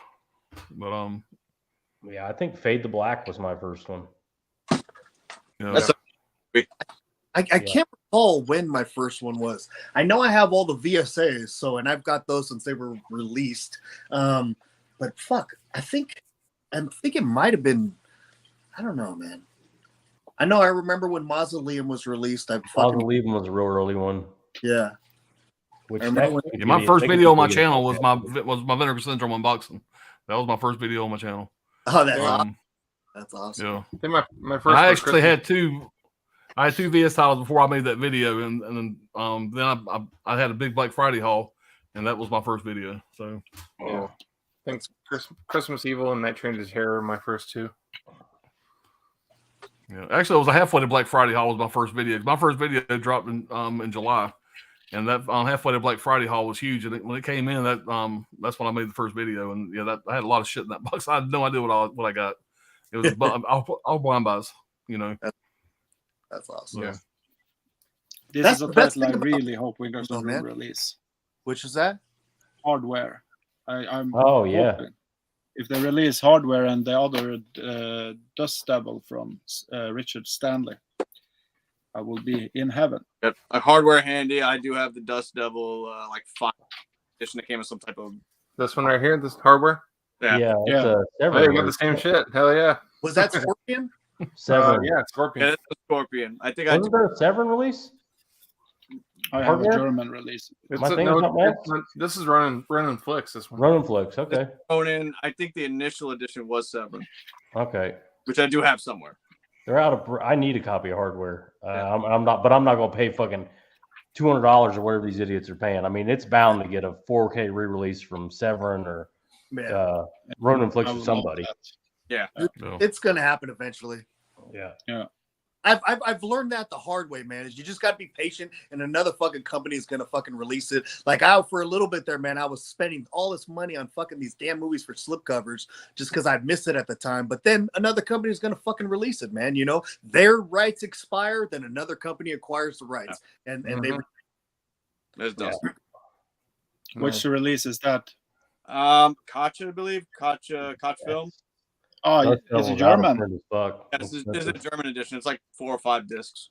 This is the media book or digibook, I think it's called. Of it. Yeah, That's cool. But I just saw the Arrow announcement, or not announcement, but they had like where they showed off a lot of titles that people voted on. And one of the titles is Brain Dead. So I have a feeling that maybe Arrow will be releasing Brain Dead. Yeah, better. Yeah. Fuck yeah. Writers and whatnot, which is Peter Jackson. So we've been all waiting for Brain Dead, Bad Taste, Meet the Feeble. All been waiting for them, and I really hope they happen. Yeah, Meet the Feebles is the one I'm really looking forward to see on. That is such a fucking ridiculous film. It's wonderful. Yeah. Coco said Brian Goes Blue is 5 away from 800 subs. Holy Santa Claus shit. Go sub up. There we go. So, y'all make that happen, guys. Do it tonight, please. Yeah. I should pull the trigger on Ted Bundy. Your thoughts about it? I got Ted Bundy back there, but I hadn't I like it. Yet. I think it's cool.